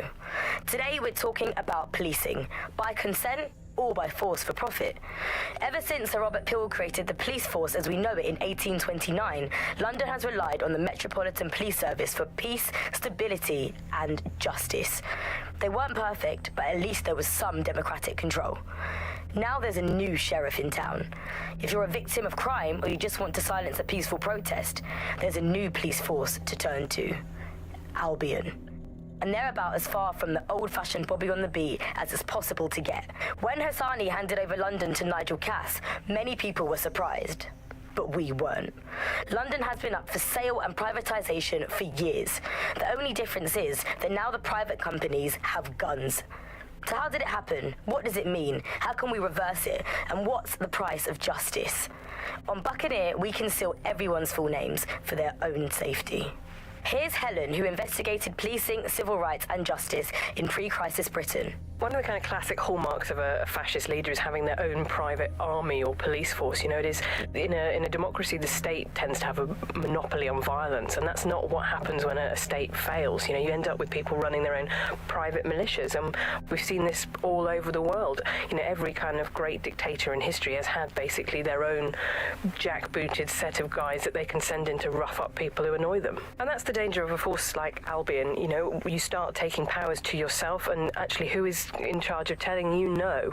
It's always a worrying sign when you see, say, a president surrounding themselves with ex-military guys, with, you know, 5-star generals or whatever it might be, because that sort of suggests that they want to run the country like you run a war. And in a war, you have to be incredibly hierarchical. You know, you have to be top-down. People essentially have to obey orders, because that's the only way that you can make that work. That's not how it works normally in a democracy. And that's the problem, really, is you end up in a situation where normal peacetime checks and balances are suspended, and that's really scary. Is policing ever politically neutral? We spoke to academic Alfie, all names on the down low, of course, about the politics of law and order. I think it's very important to consider the changes that have happened in public space in London. I mean, the honest answer is there hardly is any shared public communal space anymore. Everything is privatised, owned by corporations and companies, and it's very difficult to feel that the space is our own to use. And essentially, you can be moved on from any area by forces which are employed to police the private area for corporate profit rather than for a community's overall well-being and shared livelihood. So I think what you're looking at overall is a situation where it's now completely impossible to distinguish between a kind of state police or a police which operates in the service of the community and one which operates to protect private interests, which leads us to the situation we've got with something like Albion today. A private police force gives you a very different kind of justice to what you might have in a form of society such as one with a state or government-run police force. And it makes you wonder if, you know, of course it's obvious when it comes to an active police force, if it's enforcing the rules of the privatised state, then it's more likely to act in their interests rather than those of kind of ethics and morality for the greater good. But it also makes you wonder about the entire justice and legal system underpinning such a police force. You know, do the courts and justice systems also share the ethics and morals of the privatised companies who employ them, and then therefore, you know, is a kind of equal and fair ethics or justice completely gone today? So there we are. In Britain today, the police are bought and paid for. And there's nobody to roll that back but us. I'm Tash, and you've been listening to Buccaneer. We'll be back soon. Till then, you've got the knowledge. Now use it.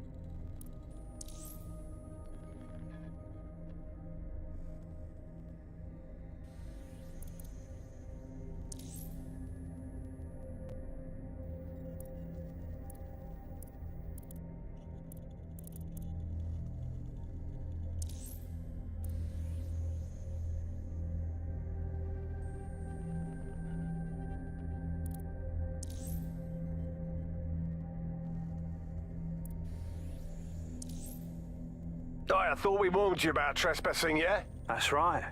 Didn't learn your lesson, huh? Please, I was just taking a picture of the exterior for... Oh, did you hear that, mate? He was taking a picture. A bloody picture! Now listen here, you knob. This is going to be our final warning to you. If we ever see you coming around here again, the police are going to have to put out a missing persons report. And I think you know how effective they are these days, yeah? I understand.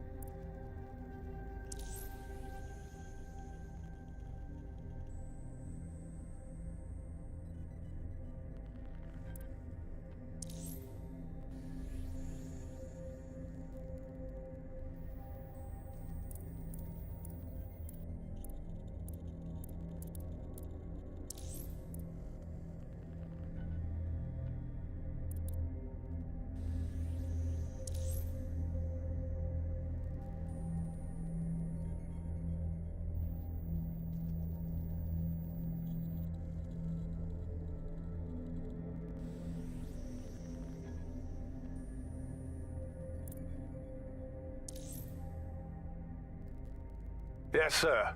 Preparations are back on schedule. I believe the stage is ready to go up. We anticipate no more delays. No, sir. These weren't your run-of-mill squatters. Those were cleared out last night. They seemed more organized. Protesters, possibly. We took them all in. Anyone not able to absolutely prove their identification was taken to the grounds. The rest will be spending some time locked up. Long enough to have a go with them. Teach them a lesson. Yes, sir. Full perimeter. Anyone trying to get through would need a tank. Or 5. At least.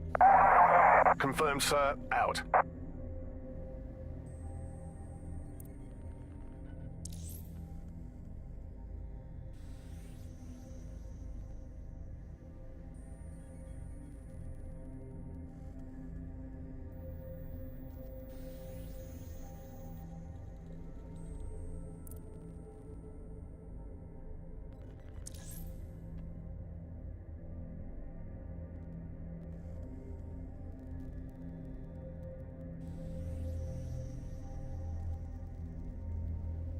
Sir, all serious injuries have been evacuated to nearby hospitals as ordered. I want a full incident report ASAP.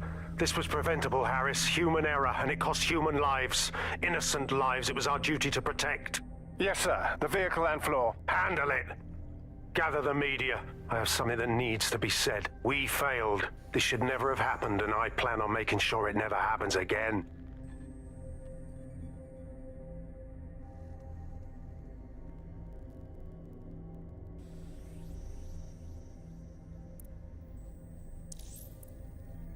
Command Authorization Code Delta November Charlie 001, Director Nigel Cass. Zone Supervisor Harris, the proposed measures will not be enough. Implement a full security perimeter. Sharpshooters on the surrounding rooftops, in sight. Anyone planning to crash this event will think twice. No one enters the venue without being searched. Thoroughly. Let the protesters protest their rights. We have their safety to think about. Nothing left to chance, Harris, understand? Be ready to act. The price of failure is too high. Over.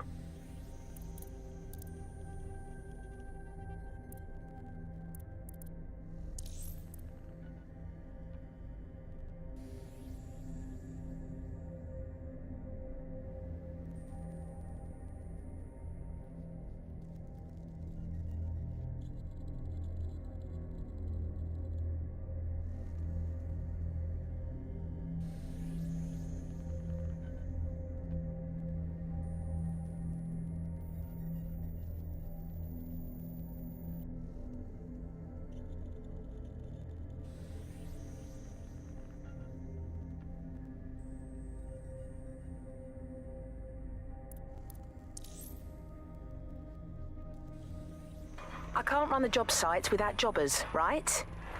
Construction drones are fine and all, but I still need hands on the controls, don't I? So get more people. And fast. You know how hard it is to vet some of these wazzocks through your security hoops? Bloody impossible. And anyone finally gets on the job, sees all the Albion shits around, they brick it. Not comforting, mate. Why? Do they have something to hide? Listen, we're a high-tech company, security is a necessity, and Albion has a vested interest in what we're doing. Bloody hell. Their contract is financing this build. Well, I hope they're financing loads, because we'll be at this for yonks at this rate. Don't worry about that. The board has taken your concerns into consideration. They simply expect to see some progress, if only to tide the investors over, or at least, a report of progress being made. Understand? Oh, right. I'll just apply the old Tipex to my latest report and Bob's your uncle. Wonderful. We'll expect it to be ready for the next meeting. If I'm not mistaken, the docket includes discussing a raise in salary for the job foreperson. A positive report would certainly positively influence the board members. I do believe another story's gone up and done, mate.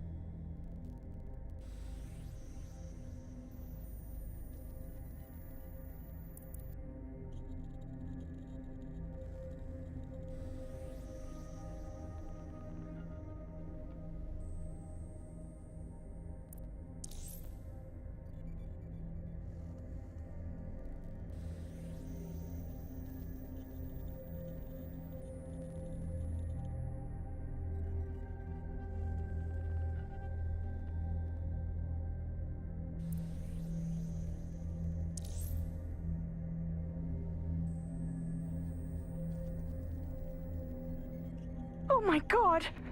Oh my god! Please! Please! Shh! This can't be happening! Oh my god! Will you shut the fuck up? Shh! Did you hear that? They stopped firing. You're right, I don't hear anything. Wait, I think... Oh fuck, they're coming!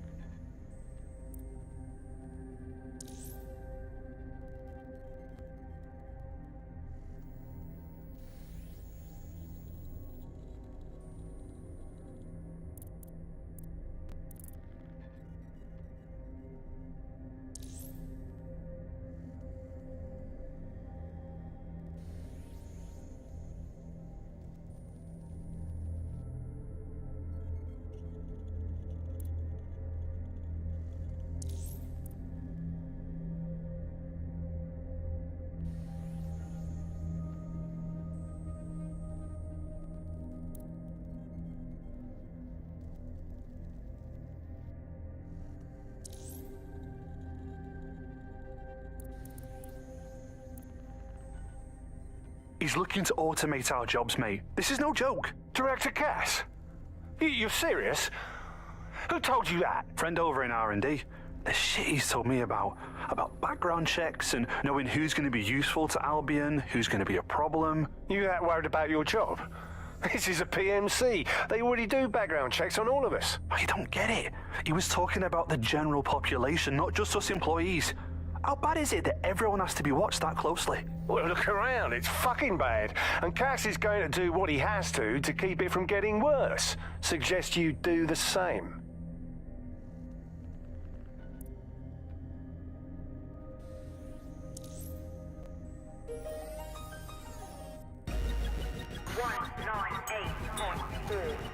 Buccaneer, right here. Are you lost or tempest-tossed? Welcome to Clare Waters. What do you see when you look up in the sky? Clouds? Stars? I see drones. More and more every day. We're told it's for our safety, to keep crime in check. But what has it really done other than make people more paranoid? When we trade freedom for safety, we build our own cages.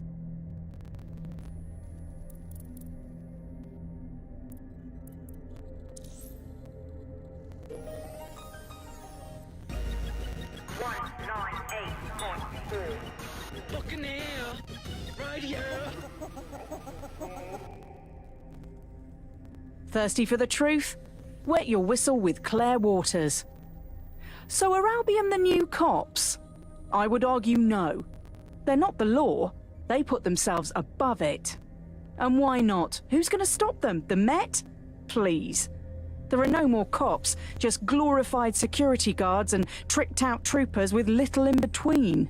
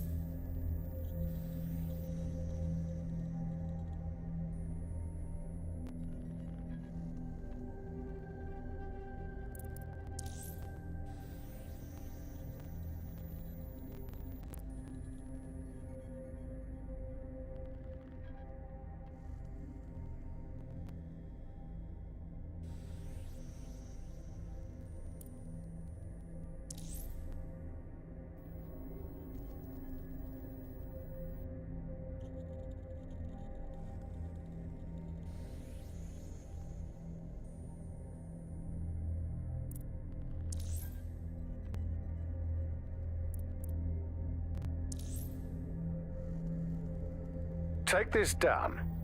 The Tone bombing presents us with an excellent opportunity. Once we've taken full possession of the site, it gives us a good vantage point on the Thames and provides us with a cover of activity to mask some of our own higher risk activities.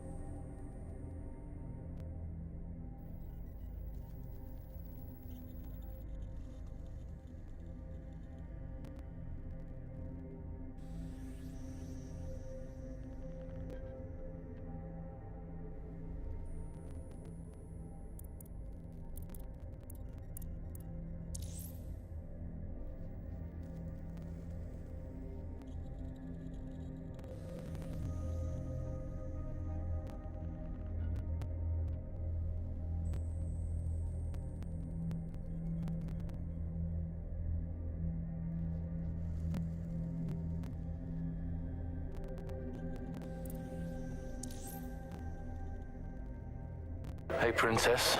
Just wanted to hear your voice. Oh, this is new. Do they train you to be romantic? In a sense. Look, I might be wrong, but I feel a little paranoid over here. I thought the Nexus office was a great promotion. It is. But look, let me go somewhere quieter. Sure.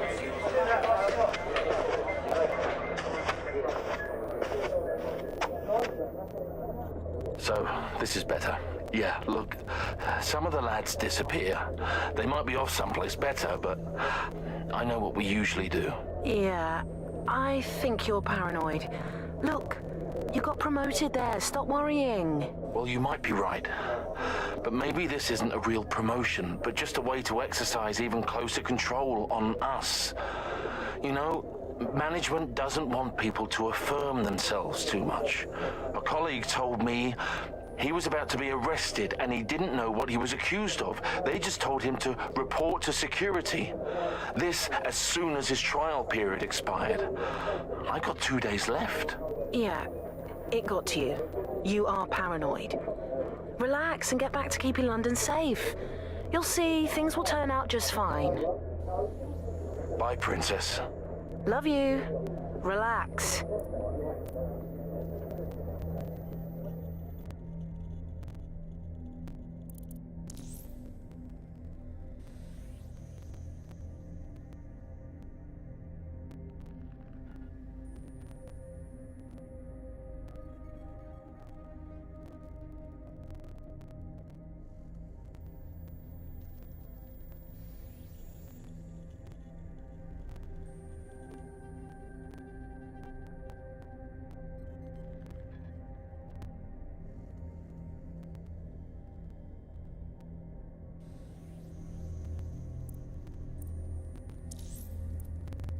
Have you looked at the Themis brief, ma'am? Yes, I looked at it before I assigned you to the project. I am quite familiar with what it entails. You must see the ethical implications of this.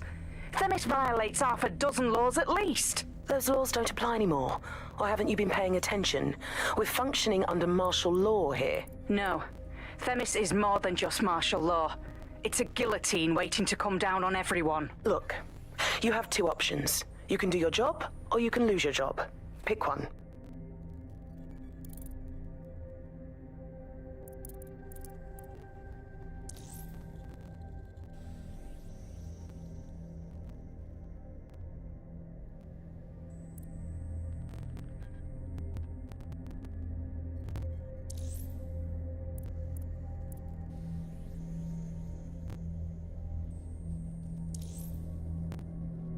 Oi, what the fuck's the matter with you? I fucking had it. I'm tired of this shitty fucking job. I stand around here all day in this ridiculous suit and... What's the temperature out here? Do you even know? Feels like I'm literally on fire. You could fry your fucking eggs on me, mate. For what? Nothing ever happens here. What do you mean nothing ever happens? I mean, literally nothing ever happens. Worst I got is some pigeons shitting on my head and battling a fucking fever all day long, yeah? My nan gets more action at a care home. Have you completely lost your mind? I don't know. Probably. Since I feel like I'm fucking 2,000 degrees all the time. I didn't join Albion for this. I belong out there on the sea. What? That's it. I'm gonna do it. I'm jumping in. Finally take off this bloody outfit.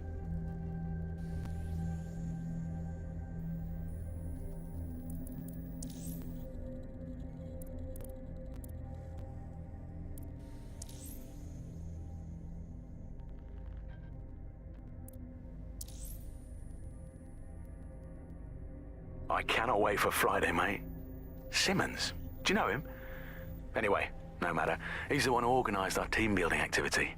He's rounded up a few of the prisoners they brought in a little while ago. The ones who didn't have any relatives. He figures he'll make for an easier time when we declare them missing. Right, so the fun part. He's going to release them into an open field while we get our shots in. I'll bet you a pint I can get rid of 10 before you. You're on, you slimy bastard.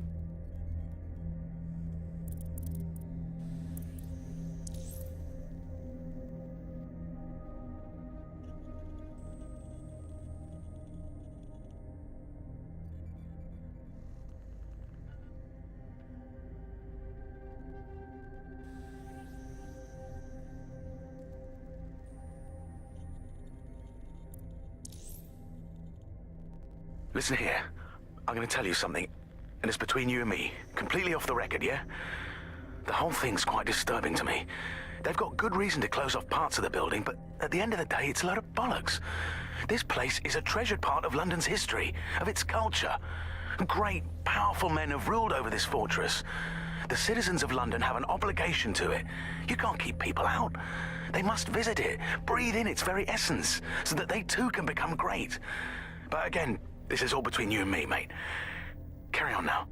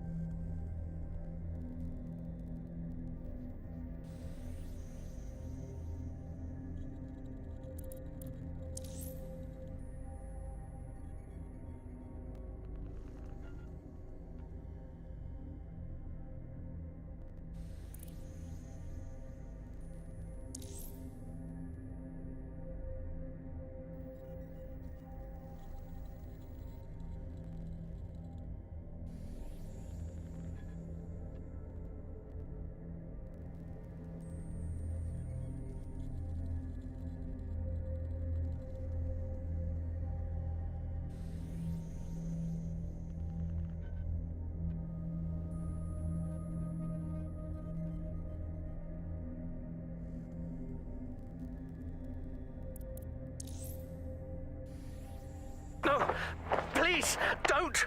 I'm sorry. I didn't mean to. Where are you taking him? Stop, Jonah! Back off, you fucking cow! No, don't! We saw you with those machines. Didn't crank shit and you hit jackpot each time. Think we're daft? You're fucking dead sick, aren't you? Dead sick? No, I swear, it was just a small hack. Small hack? Who the hell did you take me for? Please! You know what we do to DegSec members? We make an example out of them. Jonah! No! No! No, Jonah! Go tell your little DegSec friends, sweetheart.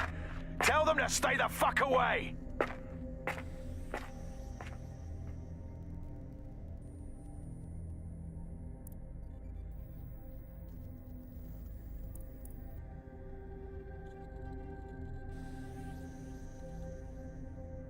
I've had enough of this. These little scribbles that we make, they're not enough. What do they do? They denounce the tyranny. Like fuck they do. Hidden up here, no one gives a fuck about what we have to say. Yeah, it was fine when we didn't know what else to do, but you've seen the news. DedSec is back. They're out there doing real things, taking action. What? You want to join DedSec now? I'm not saying that. Well, maybe. Or maybe we can do something similar, help them out, you know? Tell them we're on their side, that Londoners will fight back. I'm not sure about this. Of course you're not. What's that supposed to mean? Face it, you're lazy. Just like the rest of them. Compliant. I am done being bullied. You should wake the fuck up. Life isn't all glitter and daisies, you know. Fuck off. Gladly.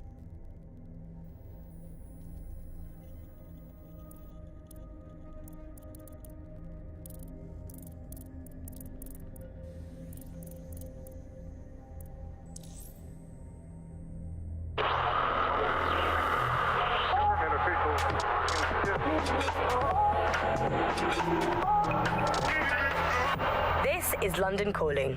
I'm Tash, and you're listening to Buccaneer, your source for what they don't want you to know.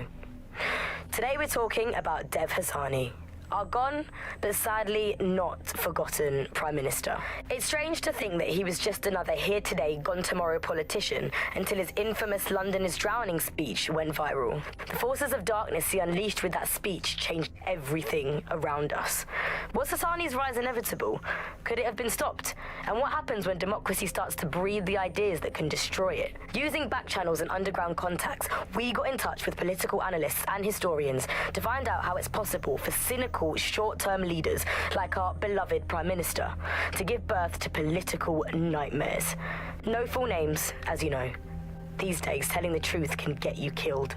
Helen spelt out the dangers of populism for major political magazines and websites back in the pre-censorship days. The appeal of fascist politics is about strongmen, and they are usually men, because it's about saying there are simple problems that are really easy to define, say immigration, and there are simple solutions to them, stop immigration.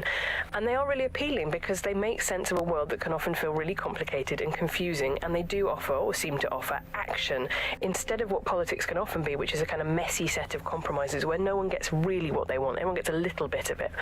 And that's the problem, really, is you end up in a situation where it looks like someone is going to do something incredible and transformative, but of course either it never really delivers, or it delivers at a huge cost to, for example, dehumanizing people. And I think you see that in the rhetoric around immigration. If you say immigrants are a problem, we're going to stop them, it's a legitimate political stance for a country to want to control its borders, but the way that that's done can often end up being very cruel and inhumane, because what you have said is immigrants specifically are the problem. Not every fascist is a populist, but they are two interlinked styles of government, really, because what fascists tend to do is rely on narratives of deep change and of enemies. I think that's one of the hallmarks of this style of politics, where you represent your opponents not just as people who disagree with you, but as existential threats, as evil people. So you see it in the course of the run-up to the Second World War, where Jewish people are represented as, rats and a scourge. You see it with Muslims, where they are represented as coming to take over and replace white people. So you have big defined groups of enemies that the person who is trying to convince you to vote for them, or later on simply to support their regime perhaps, needs to defeat. There is always an enemy to be defeated. Unfortunately, one of the things we're very bad at as humans is recognizing different things when they don't look like previous examples. So I think in pre-crisis Britain we had an idea that when fascism came it would look again like the 1930s. It would look like a single charismatic leader. It would look like a jackboots in the street and huge flags.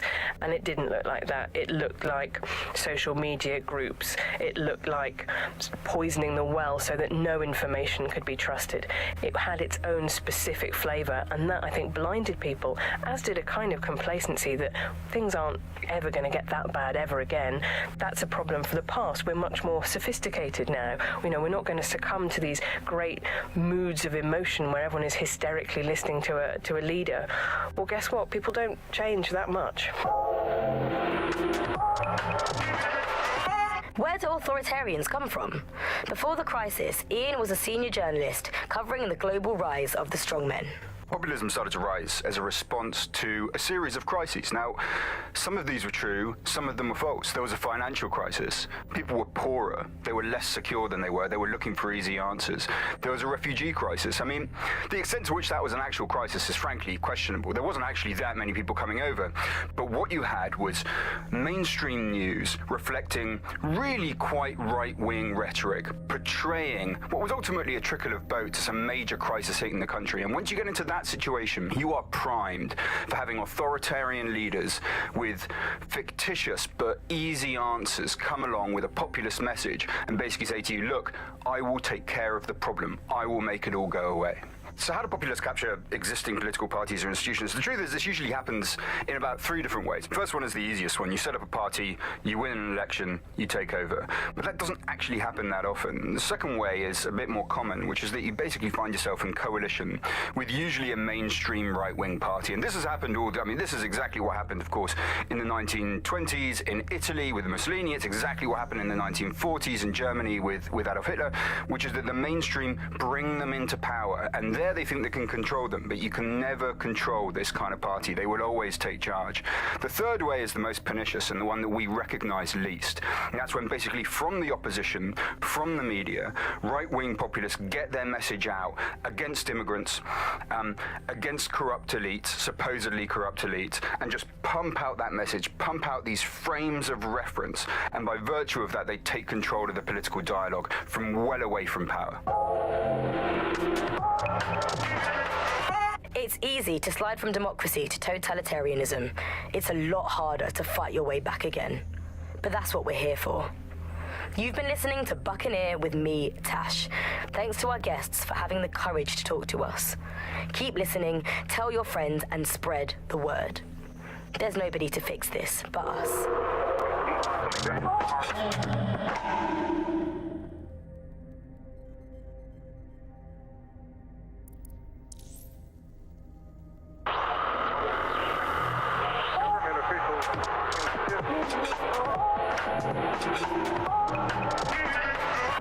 This is London Calling. You're listening to me, Tash, on Buccaneer, your source for what they don't want you to know. This time we're turning our focus back on the media to look at my former employer, the GBB.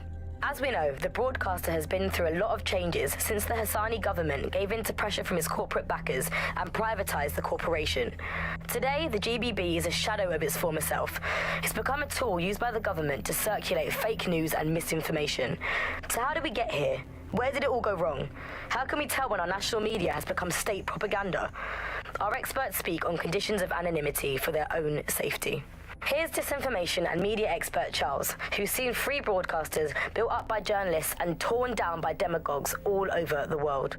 So before the media fragmented, there was this voice of authority that was trusted and worthy of trust. Then what we ended up with is a really commercial model where whether you're talking about an app on a smart device or whether you're talking about a broadcaster, the most important thing was to keep you in that environment for the longest amount of time possible, and because that meant money in their pocket.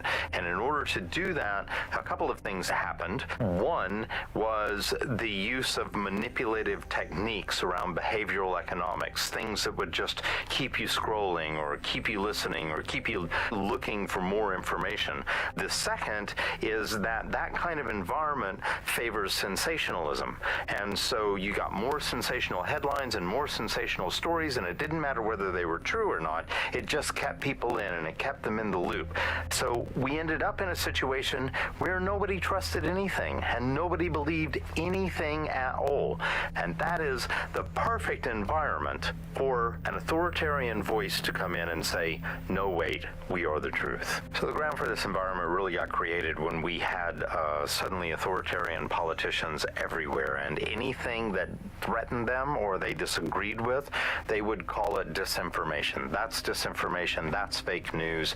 And again, we got in a situation where nobody really believed anything. And the trouble is if you were telling the truth, it's very hard to get your message to cut through all of the noise of all of the disinformation that's there. So like, you know, you remember Out on the Edges, there was this story about when they would take a house by force, they would take any infants and they would crucify them. And that's a great, fantastic, viral story. And how do you counter that story? With the truth. The only way you can counter it is by saying, no, they didn't. And of course, no one wants to spread that story. No one wants to hear that story. They want to hear the sensationalism. They want to hear how people were victims of violence when in fact they weren't, or they were victims of insurgent forces when in fact they weren't. The news isn't neutral, it's a battleground. Here's media researcher and academic Alfie.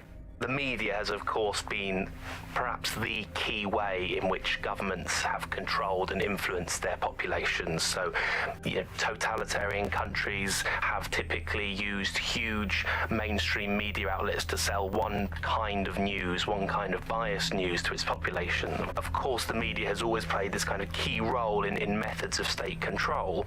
I think what's happening now is perhaps even more concerning, where you previously, in pre-crisis pre-crisis Britain, we had perhaps more diverse voices in the media, but now with the GBB, you're really only seeing one brand of news and therefore only getting one truth. So people end up with a very biased and controlled idea of the reality and the world that we're actually living in. There was, of course, many concerns and many problems, but in a way there were some positive things that, like, not all information was coming from one place, and so you'd have kind of far-right media outlets developing and then left-wing media outlets developing to combat those and kind of challenge the mainstream newspapers, TV stations, radios, and make sure people were questioning the validity and truth of the information they were receiving. So whilst there was the digital afforded more fake information, it also makes us suspicious and skeptical of information and makes us question the information we're getting.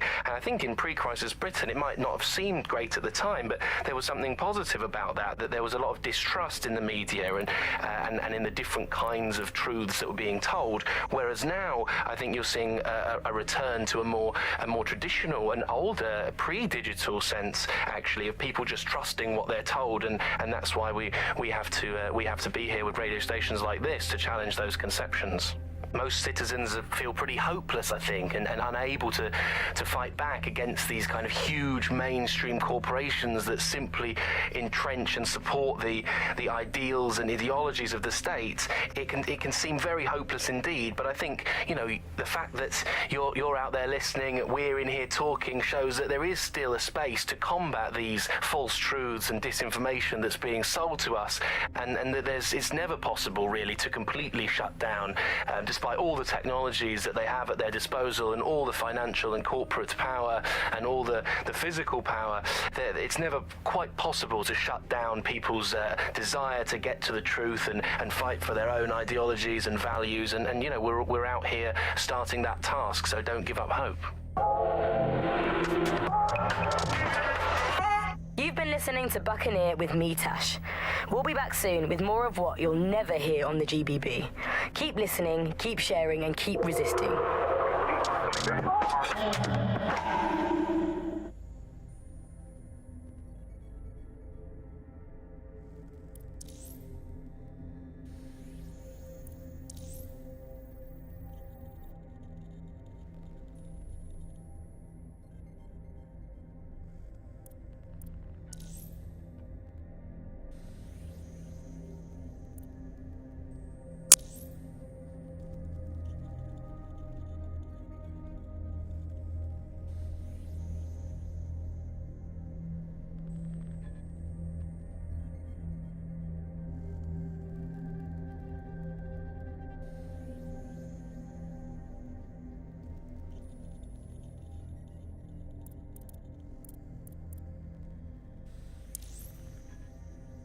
I'm Claire Waters, and we've been discussing the hacktivist, now alleged terrorist group, DedSec, on this week's Buccaneer Radio.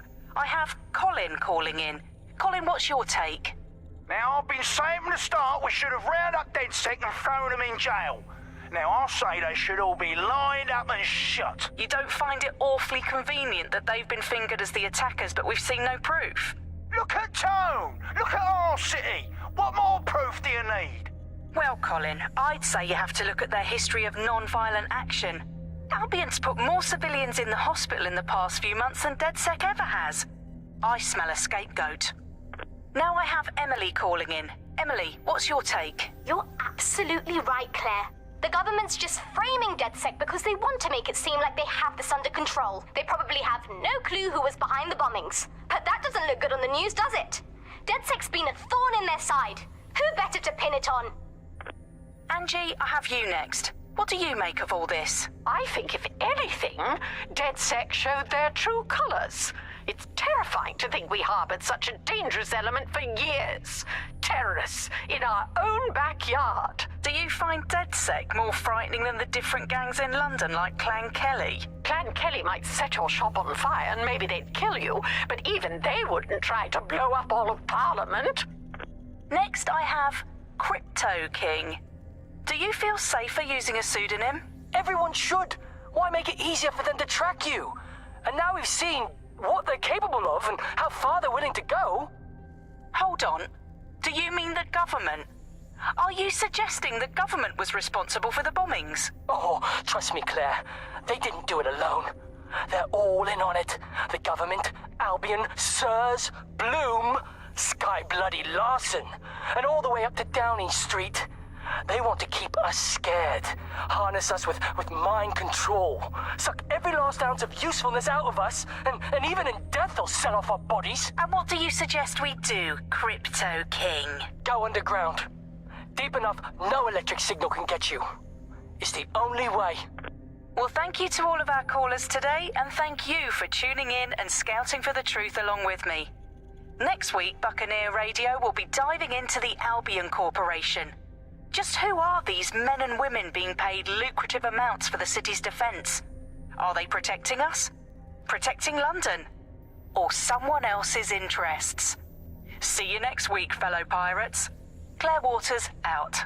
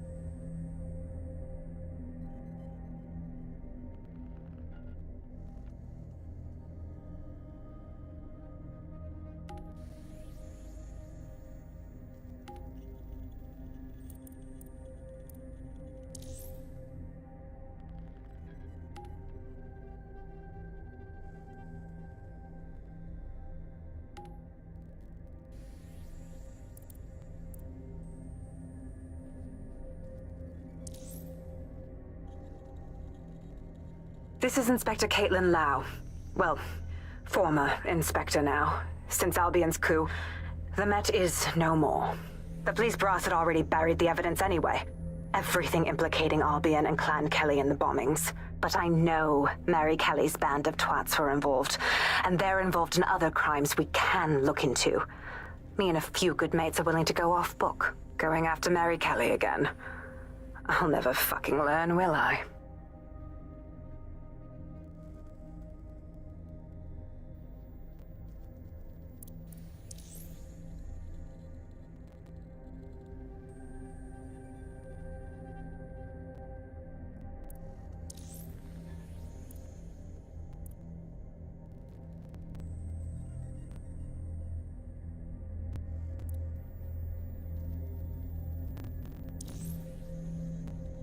To whom it may concern,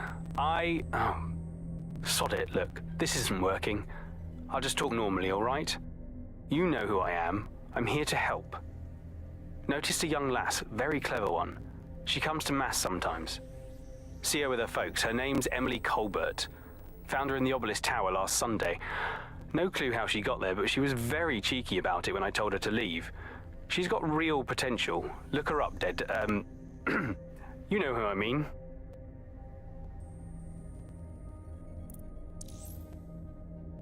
Welcome back to The Upload. Today, we're talking about cryptocurrency. Crypto now seems like it's been around forever, but it's really quite a new invention. Were you an early adopter? I was one of the first that was in this market. That seemed to be a new way of financial transactions, a new way of money. It's something that we could completely reinvent and change some of the legacy financial systems around the world and really give power back to the people. Yeah, it was a real shift in the way that the world works. Let's recap the basics. Central to cryptocurrency is the distributed ledger technology, the tech that keeps track of all transactions. And what this means is you can have a decentralized system without having to trust any one party, like old-fashioned banks. One of the reasons why I got involved so early was that you could stay anonymous. Yeah, the features of cryptocurrency very much fit into that early mindset. It was all about finding an alternative to centralized systems. It was kind of a countercultural punk ethos. The whole point of the distributed ledger is you're not trusting any one person to keep a track of who has what money or how they're spending it. It's all out there in the open for anyone to see, and yet you can remain secretive. But not everybody now wants to keep up this crypto legacy. They don't share this attitude anymore. We've seen institutions, businesses, even governments experimenting with crypto, which doesn't really fit into its original radical counterculture mold. Yeah, it's kind of weird today to think of people not using cryptocurrency. It's so mainstream now. You know, I'm almost nostalgic for the feel of cash. Good old-fashioned paper and coins. First they changed the paper notes to plastic notes, and now it's just all digital. There's nothing to hold on to. It was great just to be able to have a little bit of money to carry around with you. I think the turning point in the UK really came a few years ago when the pound dropped 10% over just one season. People living off grid started using crypto, and just as everyone was losing faith in the pound, they were gaining it in cryptocurrency, which turned out to be much more stable. Kind of the opposite to what people thought in the beginning. And then, of course, there was the recession. It didn't take long for startups to see an opportunity in this new way of doing finance. A lot of traditional money was converted to crypto, and it really shook up the financial sector. Can you remember when they first introduced crypto cash points? That was really sneaky. It was a classic startup behavior. They just installed them everywhere. No consultation with the government, no approval or anything. But people immediately started to use them. Yeah, it kind of reminded me of how Bloom put out the Optic. They just made it free and flooded the streets with these devices. Suddenly everyone had them. If there's this great option of tech, people are just going to start using it, no matter the cost. Parliament actually tried to put a stop to the cash points, but people were using them so much already. There was outrage. I mean, some parts of London were already using crypto as their primary currency by then. And now, apparently, or at least in theory, crypto is illegal. Yeah, in May this year, economists found that crypto was being traded more than the pound, and banks were not happy. They basically forced the government to ban cryptocurrency in a last-ditch effort to save the pound. But it's not like that's worked. People are still using crypto, and it's been pushed further, deeper underground. Things used to work fine with crypto, and it was just a peer-to-peer sharing economy-style system. Now it's all on the dark web and wrapped up again in organized crime. Yeah, if you want to make something thrive on the black market, just make it illegal.